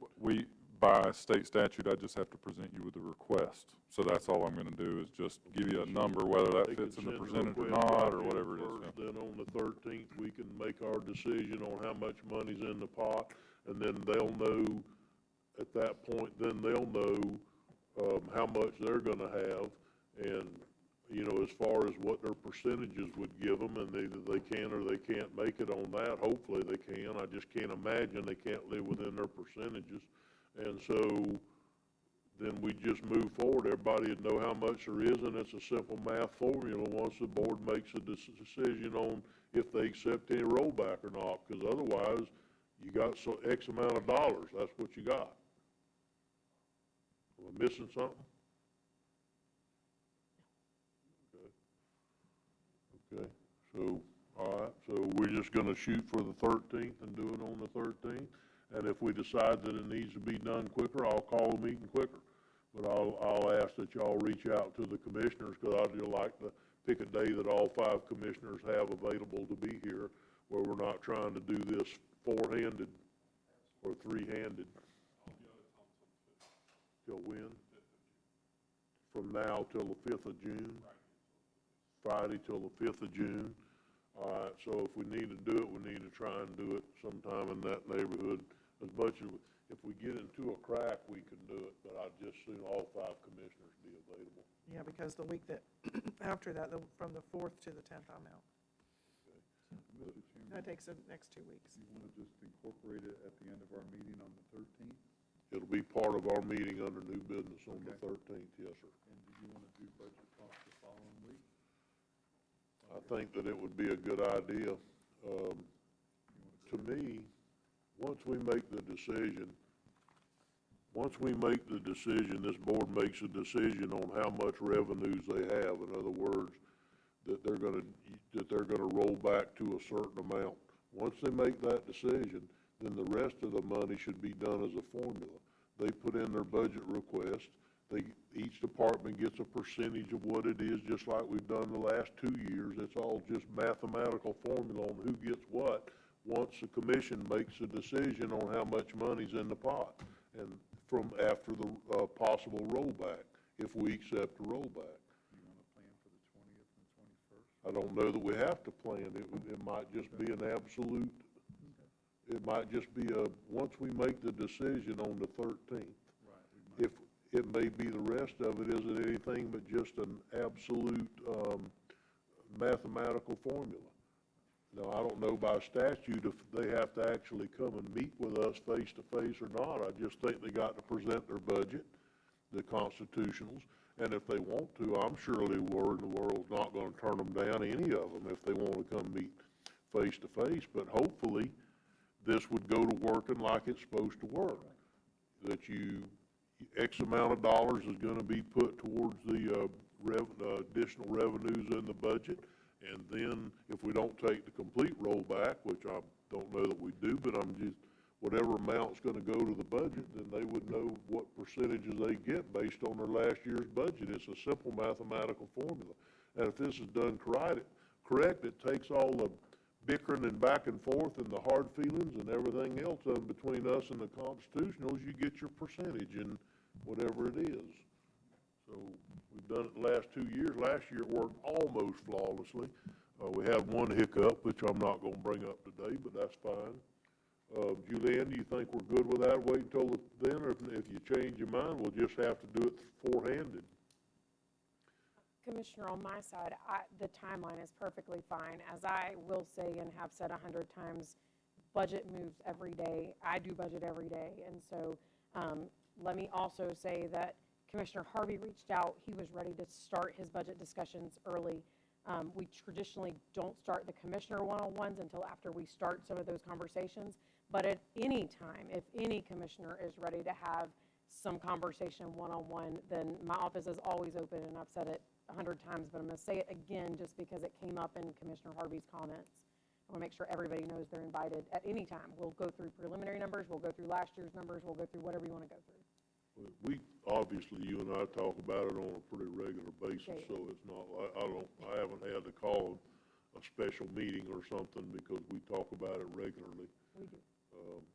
But again, any commissioners that need to or would like to talk to Julianne or Julianne and Briar, either one together or whatever the case may be, then it would be good to go in and discuss numbers or whatever you need to. Is there anything else to come before the board today? Yeah, Mr. Chairman, I got one other thing. Commissioner Pickett. I just wanted to recognize the product of Putnam winners. It's given by the school board, and just go down them for advanced manufacturing with Justin Freeman, agriculture with John Chastain, business Carl Flagg, community service Renee Huff, education Rebecca Moats, healthcare Greg Juckenberg. And these people are from Putnam County and make a difference in Putnam County. And last but not least is our very own J.R. Grimes for public service. So I just want to recognize that. Well, this is just right next door to a school board meeting today, isn't it? Yeah, it is. Okay, is there anything else to come before the board today? This meeting's hereby adjourned.